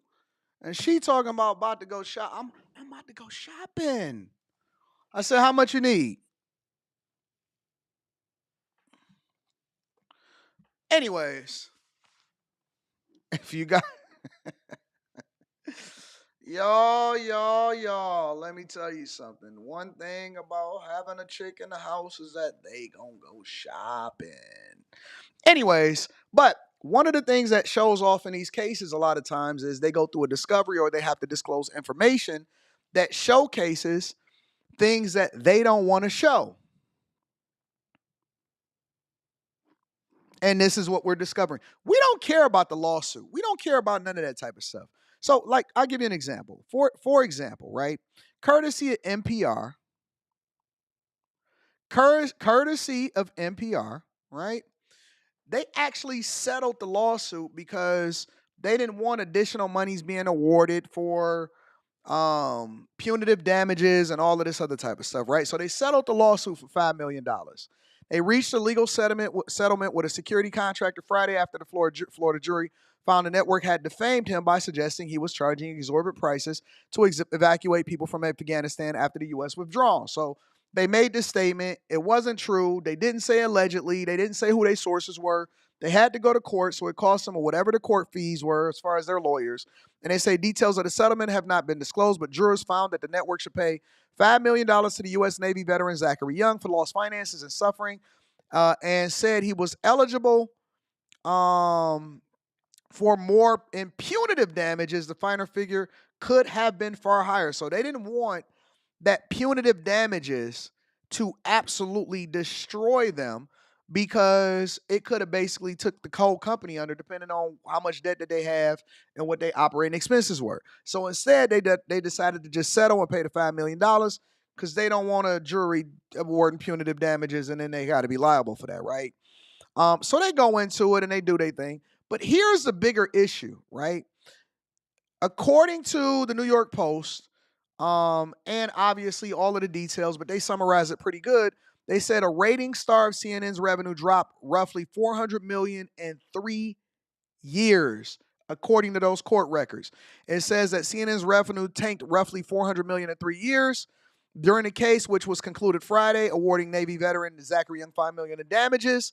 Forensic economists revealed that the ratings challenge network brought in roughly $2.2 billion in revenue in 2021, $2 billion in 2022, and $1.8 billion in 2023.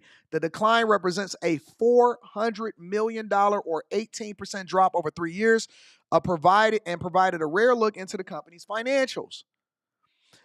Economist Robert Johnson, who dug into the tax documents in order to determine what punitive damages should be awarded to Young, revealed that CNN still boasted a net income of $600 million in 2021, a $300 million profit in 2022, and a $400 million profit in 2023. So they still bringing in the bag. But legacy media is dying. The number represents the plaintiff's interpretation of a subset of data which is presented in litigation, and they do not represent financial data for the whole of CNN's business. The Warner Brothers Discovery-owned network had a cash flow profit of $424 million in 2023, and this is why they out here giving up the bag, all right? Says that despite its tanking viewership, CNN remains extremely profitable. Tax documents were revealed, but it also showed that the network's net worth has been sliced in half between 2021 and 2023. Its net worth went from $4.4 billion in 2021. You know, everybody was at home trying to figure out if they was going to take the jab, to $2.3 billion in 2023, a drop of 47%. They've been plagued by declining viewership as consumers opt for streaming over cable. The network has experienced some of the sharpest drops, however, it grapples with the shifting political climate and the tone of its coverage. And this is why the net worth going down by almost half, 47% drop. This is the reason why they are in shambles. They are scrambling. They don't want to be in a space, right, where they have to try to sell advertisers on the same price with a declining net worth, a declining viewership, and horrible coverage. This is why they are starting to lay off. This is why they are starting to go through with a fine-tooth comb and look at all of the contracts. This is why they're looking at their program lineup and why they fired Don Lemon.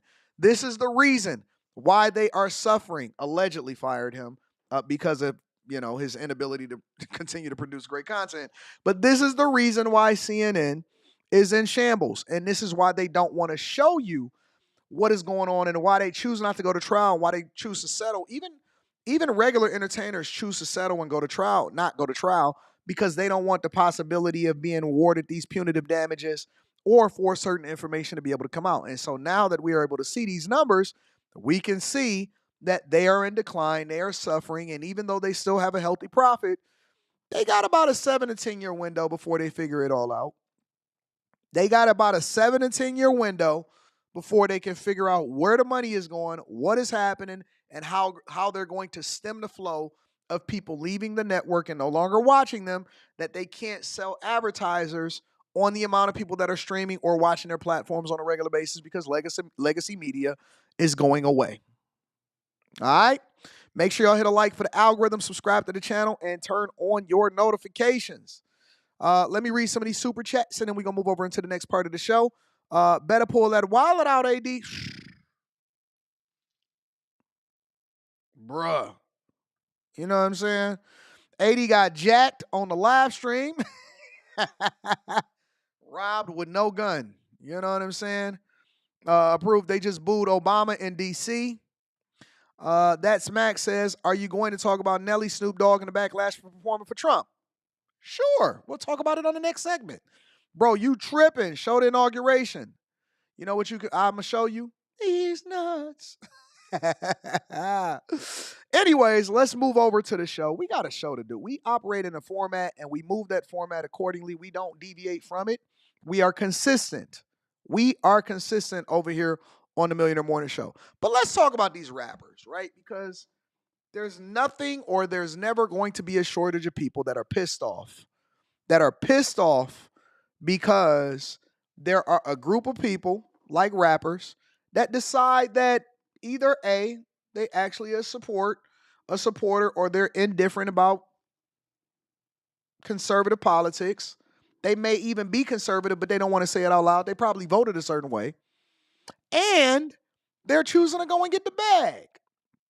And there's several people, Quentin, what's wrong? There are several people that are under fire, okay? So some of the people that are under fire are Rick Ross, he performed.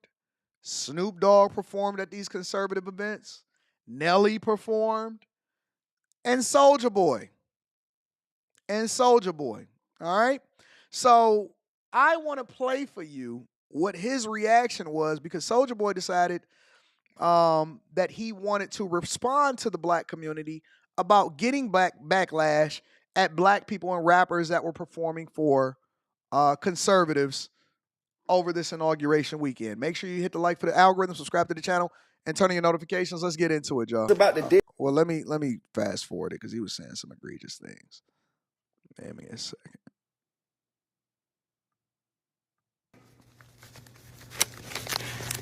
Who you gonna listen to? Me or you? You need to listen to me, broke ass. Talking about some Donald Trump folk. Y'all ain't got no nuts. Y'all ain't got no nuts, no authority. Y'all ain't got no rank, nothing. I'm the in Washington, D.C. trying to get them folks to stop. Why y'all don't? I'm in D.C. trying to get these folks. I'm in D.C. trying to save TikTok. And y'all on here talking about some Trump. Man, shut the up. When y'all realize that the president of America, so y'all hate y'all own president? Why y'all broke? I'm the type of gonna go talk to the president. I can't talk to the president? I can't talk to the president? I don't know who it is. I can't talk to him. I can't talk to the president? Reggie Red, shout out to Reggie Red, is back again. Reg, didn't you learn that you probably want to think about what you type before you type it? Reg says, but hold on, how is it cool for them to perform for Trump, but y'all talked all this S about those who perform for Kamala? I don't get the hypocrisy. All right, well, Reg, let me break it down for you a little bit, right? Because you did add a couple of little punctuation marks inside and you do a capital here or there. So I'm not going to, destroy you. I just want to answer the question. We spoke about Kamala Harris and the Democrats trying to use performers to get people to vote for them, considering that they weren't talking about policy at the time and they weren't answering the questions that the people wanted to know that would allow for them to learn more about the candidate. So Meg Thee Stallion, for example, twerking on stage and Beyonce taking all of y'all dollars that y'all donated instead of them actually answering questions and pulling up on CNN and Fox News and stuff and answering the questions that the people want to know is disrespectful because they know that all they had to do was put a couple black performers up there in order to convince y'all to vote for them, which is much different than going to parties for candidates that people are already in office. So if you have a celebration or you have a conservative ball like we did last night, usually they have performances. They have a band, they have performers, they have rappers, they have singers, they have all of that. It is much different using people to try to convince you to vote a certain way instead of answering questions and adding value than having performers perform at a party. You get it now? You understand? When you go to a party, you usually have music, performers, bands, and all of that stuff. When you go to a conservative event or a liberal event where they're trying to run for president of the United States of America, saying twerk for votes is a little bit different. We don't need Snoop and Soulja Boy and Nelly and Rick Ross to determine how we're going to vote. You understand what I'm saying now? So I know that a lot of y'all like to conflate issues and then you say, well, that's hypocrisy. No, you got to go back to the drawing board and you got to understand exactly what hypocrisy means. Okay? All right. It's a party. Like my dog Tay said, it's a party, not a campaign rally. It's much, much different.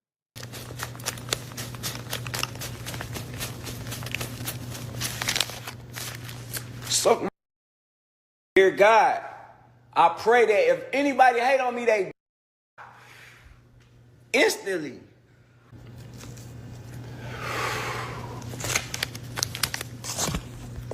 Yeah, nah, I'm done. How many people are not supposed, if you get booked for an event, are you supposed to not go to the event for other people that ain't even putting no money in your pocket? I actually respect him because he said, listen, at the end of the day, and I don't even care about your politics. You there for the party. At the end of the day, he said Kamala Harris ain't put no money in his pocket. He said Trump is the one that actually booked the conservatives is the ones that booked him for their party. He don't care. They about their bag. They about their green. And they absolutely should be. If you get booked for a party and you're an entertainer, one of the things that we were supposed to do is separate the entertainment from the politics, right? If I go to a basketball game, I'm there to watch them play basketball. If I go to a party, I'm looking to have good music and great performances.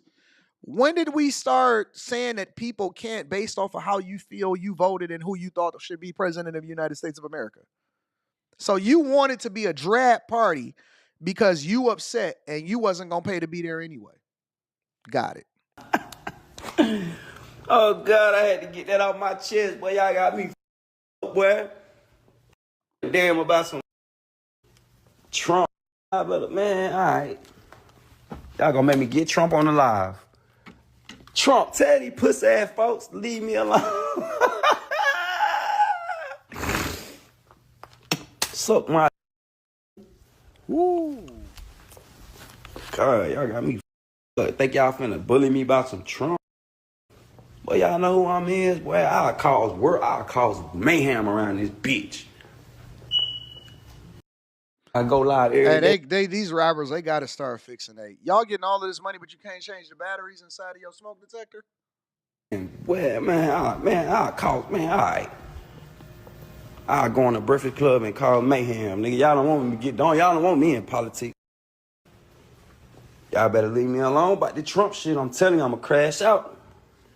Shout out to them for actually getting their money and taking care of business. Let me pivot for a minute. I want to actually see this Trump speech. Y'all saying that he's going in right now? Let me pull it up. Give me a second.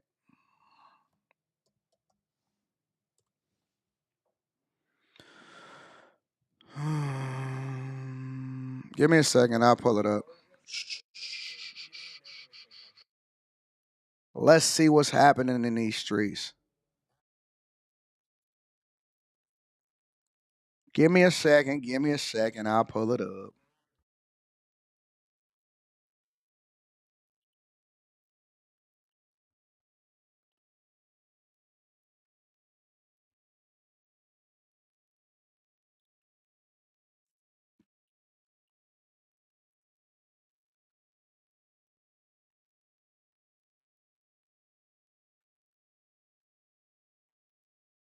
We set records, and I will not forget it.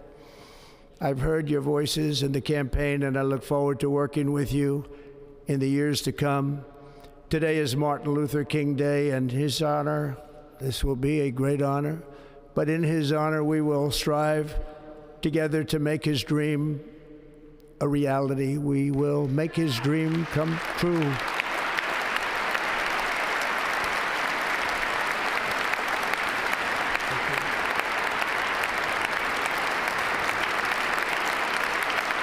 Thank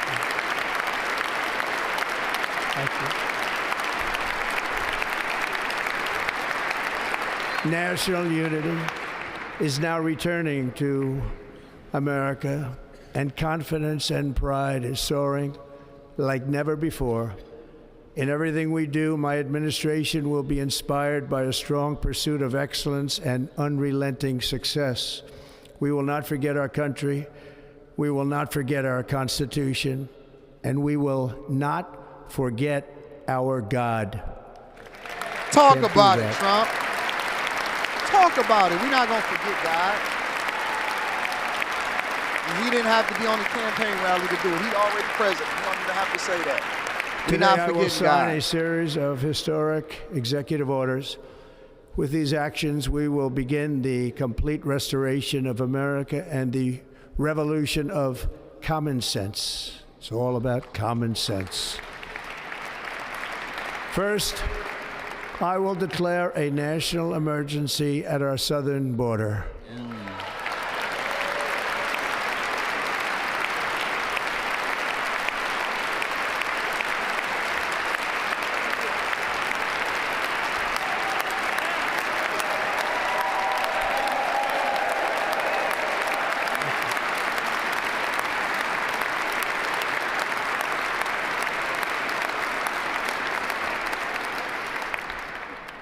Illegal entry will immediately be halted, and we will begin the process of returning millions and millions of criminal aliens back to the places from which they came. We will reinstate my Remain in Mexico policy.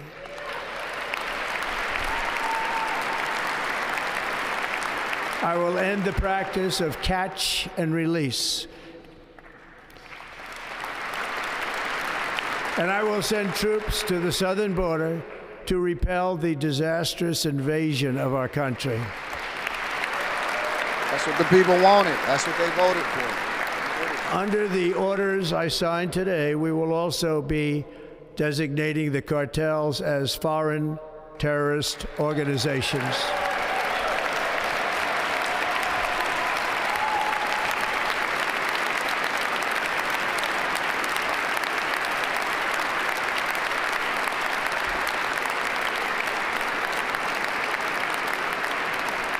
And by invoking the Alien Enemies Act of 1798, I will direct our government to use the full and immense power of federal and state law enforcement to eliminate the presence of all foreign gangs and criminal networks, bringing devastating crime to U.S. soil, including our cities and inner cities.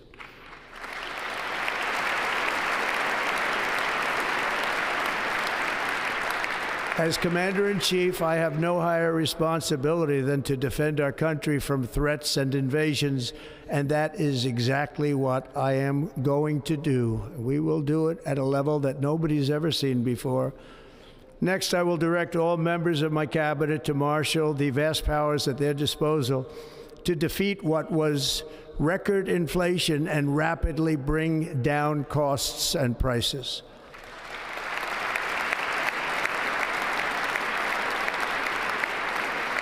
The inflation crisis was caused by massive overspending and escalating energy prices, and that is why today I will also declare a national energy emergency. We will drill, baby, drill.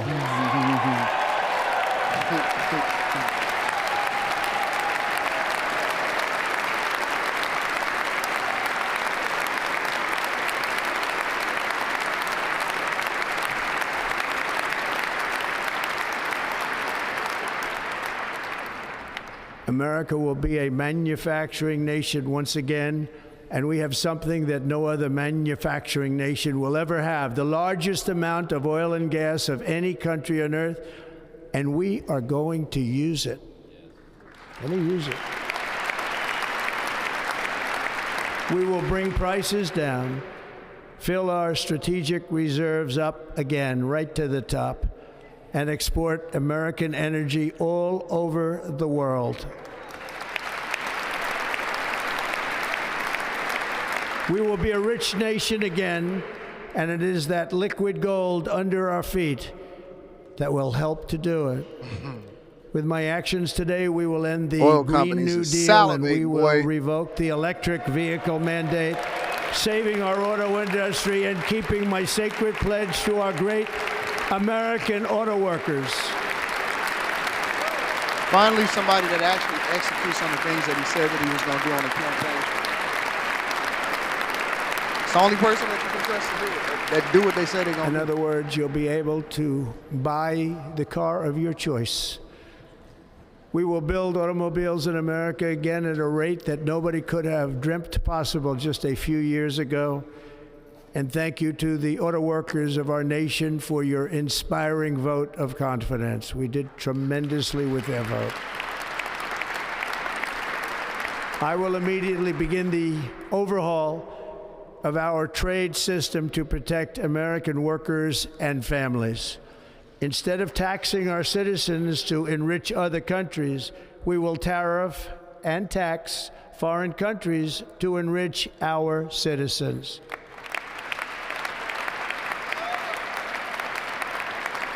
For this purpose, we are establishing the External Revenue Service to collect all tariffs, duties, and revenues. It will be massive amounts of money pouring into our treasury, coming from foreign sources. The American dream will soon be back and thriving like never before to restore competence and effectiveness to our federal government. My administration will establish the brand new Department of Government Efficiency. Yeah, use the IRS to go after them. Don't go after American citizens. Go after them. Keep talking about us. They're the ones that are stealing all of the money. After years and years of illegal and unconstitutional federal efforts to restrict free expression, I will also sign an executive order to immediately stop all government censorship and bring back free speech to America.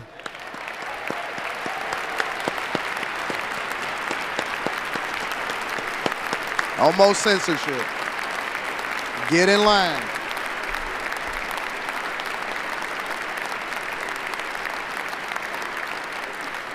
Never again will the immense power of the state be weaponized to persecute political opponents. Yep. Something I know something about.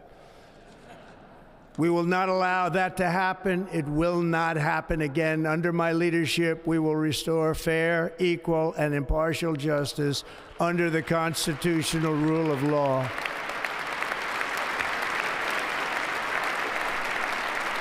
And we are going to bring law and order back to our cities. This week, I will also end the government policy of trying to socially engineer race and gender into every aspect of public and private life. There's nothing that he's saying that I disagree with right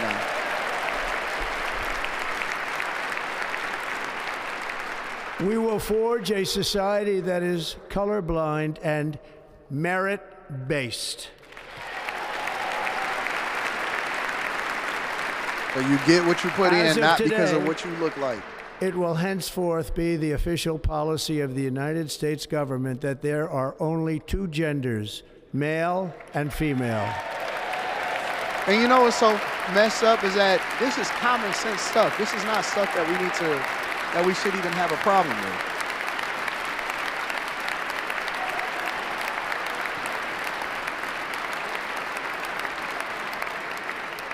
This week, I will reinstate any service members who were unjustly expelled from our military for objecting to the COVID vaccine mandate with full back pay.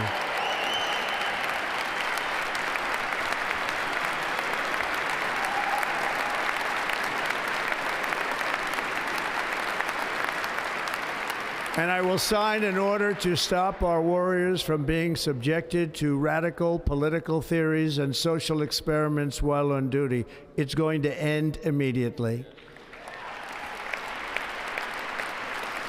Our armed forces will be freed to focus on their sole mission, defeating America's enemies.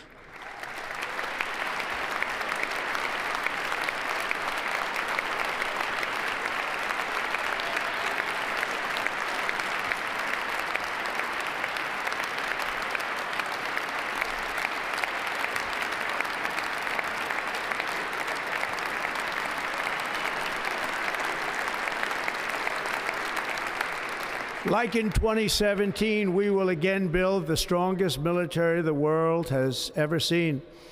We will measure our success not only by the battles we win, but also by the wars that we end, and perhaps most importantly, the wars we never get into.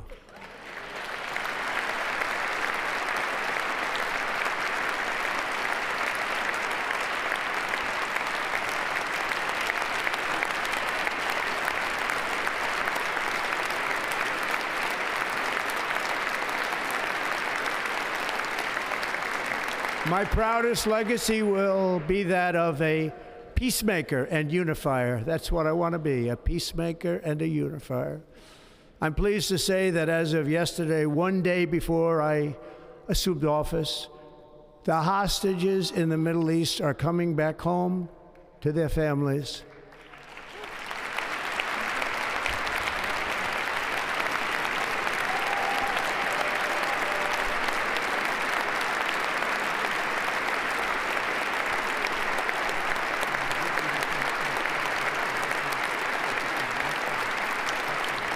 Thank you.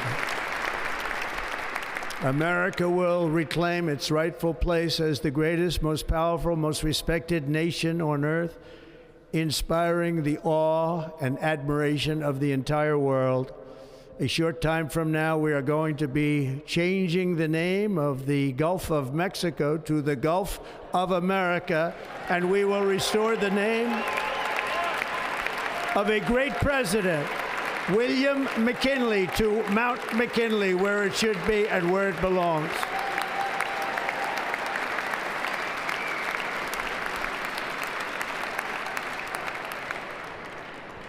President McKinley made our country very rich through tariffs and through talent.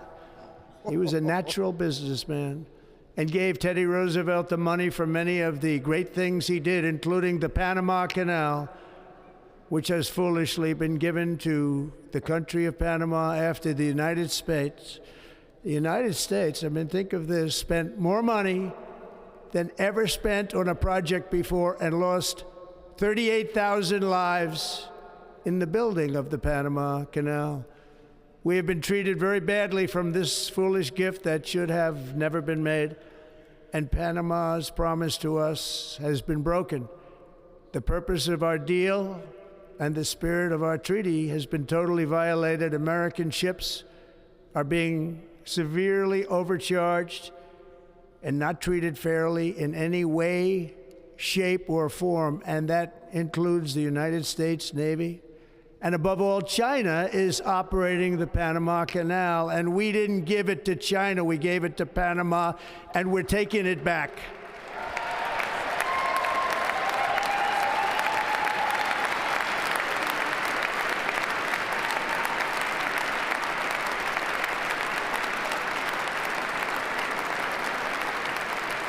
This is crazy. We actually got a president with balls. Above all, my message to Americans today is that it is time for us to once again act with courage, vigor, and the vitality of history's greatest civilization. So as we liberate our nation, we will lead it to new heights of victory and success. We will not be deterred. Together we will end the chronic disease epidemic and keep our children safe, healthy, and disease-free.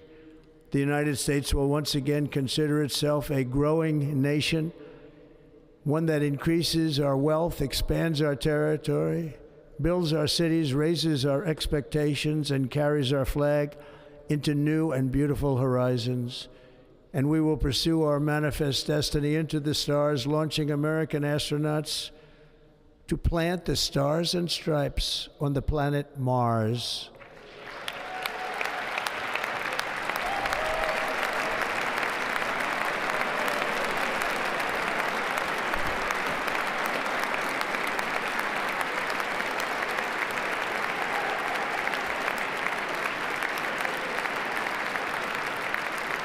Ambition is the lifeblood of a great nation, and right now our nation is more ambitious than any other. There's no nation like our nation.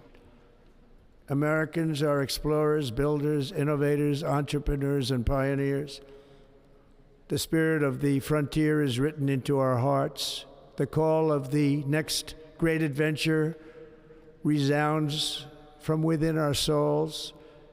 Our American ancestors turned a small group of colonies on the edge of a vast continent into a mighty republic of the most extraordinary citizens on earth. No one comes close. Americans pushed thousands of miles through a rugged land of untamed wilderness. They crossed deserts, scaled mountains, braved untold dangers, won the Wild West, ended slavery, rescued millions from tyranny, lifted billions from poverty, harnessed electricity, split the atom, launched mankind into the heavens, and put the universe of human knowledge into the palm of the human hand. If we work together, there is nothing we cannot do and no dream we cannot achieve. Many people thought it was impossible for me to stage such a historic political comeback. But as you see today, here I am. The American people have spoken.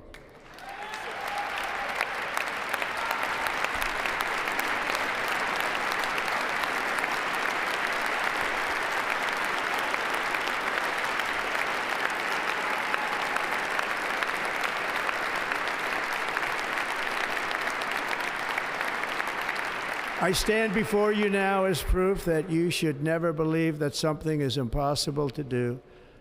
In America, the impossible is what we do best.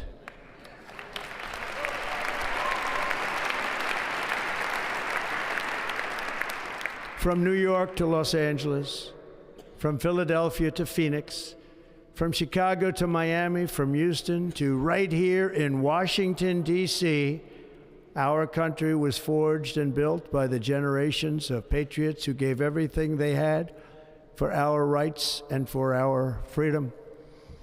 They were farmers and soldiers, cowboys and factory workers, steel workers and coal miners, police officers and pioneers who pushed onward, marched forward, and let no obstacle defeat their spirit or their pride. Together they laid down the railroads, raised up the skyscrapers, built great highways, won 2 world wars, defeated fascism and communism, and triumphed over every single challenge that they faced. After all we have been through together, we stand on the verge of the 4 greatest years in American history. With your help, we will restore America, promise, and we will rebuild the nation that we love, and we love it so much. We are one people, one family, and one glorious nation under God. So to every parent who dreams for their child, and every child who dreams for their future, I am with you, I will fight for you, and I will win for you. We are going to win like never before.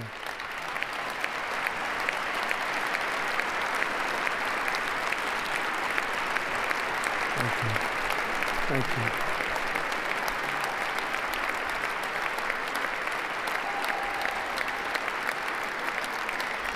Thank you. Thank you.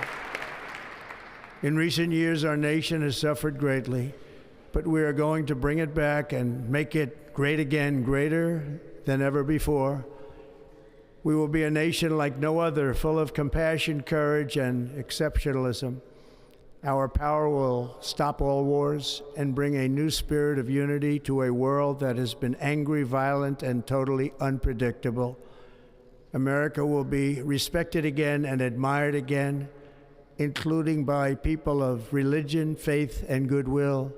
We will be prosperous. We will be proud. We will be strong, and we will win like never before. We will not be conquered. We will not be intimidated. We will not be broken, and we will not fail. From this day on, the United States of America will be a free, sovereign, and independent nation. We will stand bravely. We will live proudly. We will dream boldly, and nothing will stand in our way because we are Americans. The future is ours, and our golden age has just begun. Thank you. God bless America. Thank you all. Thank you. Thank you very much. Thank you very much. Thank you.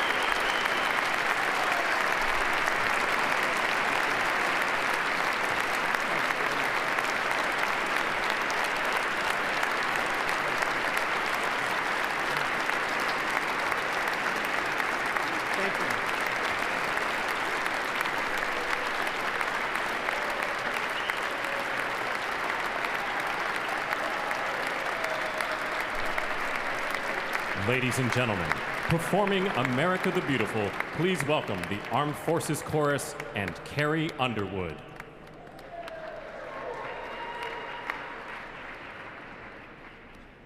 They didn't like the fact that Carrie Underwood was going to be there.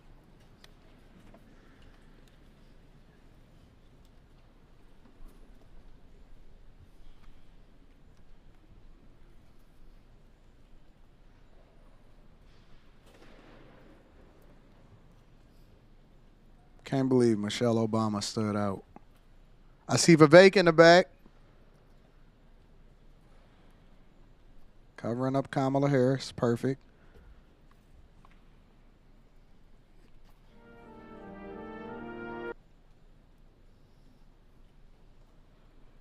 Don't mess up my song. Man, she look really good. I know Quentin is like, ooh, look at that. Look at that snow bunny.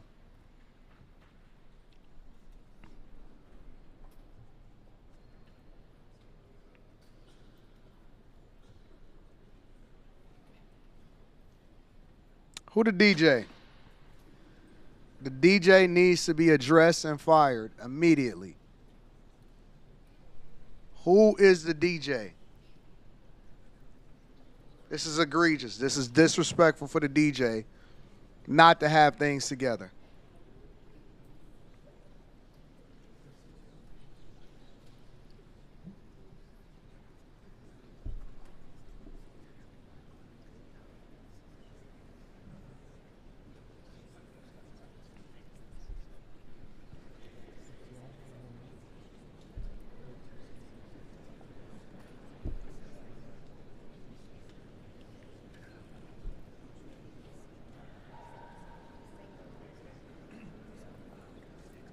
Yeah, the DJ need to be addressed. Oh, beautiful for spacious skies, for amber waves of grain, for purple mountain majesties above the fruited plain.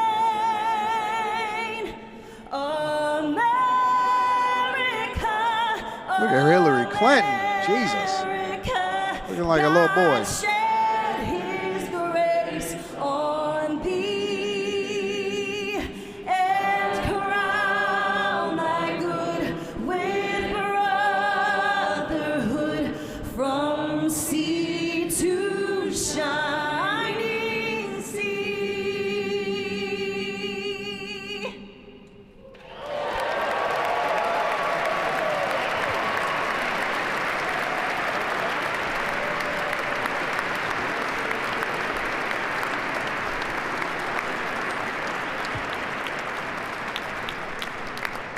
That's pretty impressive.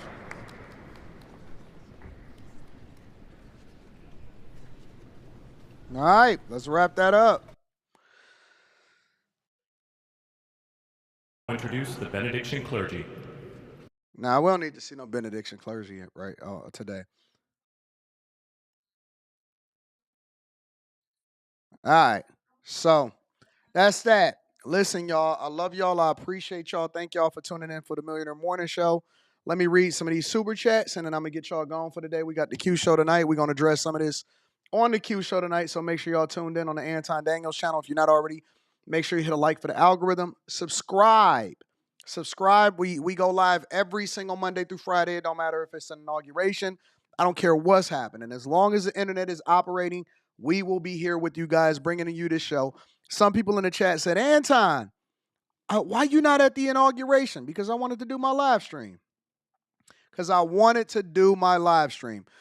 Wood says, at Reggie, we weren't mad they performed for Kamala. We were mad because Meg twerking, thus hurting the black woman's image. That's a fair assessment. Kanye was not slow. Kanye was not slow as everyone thought he was. That's a fair assessment too. Fatir says, you going to cover the executive orders when executed? I'm going to cover everything. That's why we the Millionaire Morning Show. Thank God for Trump and AD 2025. We only going up from here. Levite Apparel says, Anton Shalom, I am salivating right now. Think of all of the content I will have. He hit every point that can be talked about and broken down Trump 2025. That's a fact. Trump is the new Debo. Shout out to Dondre. Trump, Debo, Trump. I appreciate you. The DJ is Kamala Harris. Abe Hunter says he just had one job, fire the DJ. My wife is at the inauguration. You know who. Shout out to Mr. Robinson. I appreciate y'all. Listen, again, I love y'all. I appreciate y'all. Every Monday through Friday, we do the Millionaire Morning Show, and we don't miss under any circumstances whatsoever. I love y'all. Y'all are the greatest audience on earth. Unbiasedly Raw says, funny coincidence, all three of our black presidents having an inauguration on MLK Day. Bill getting top Clinton, Obama, and Donald Trump. I love y'all. I appreciate y'all. Y'all stay focused. We right back at it tomorrow morning. I love y'all. I'm going to holler at y'all later. Peace.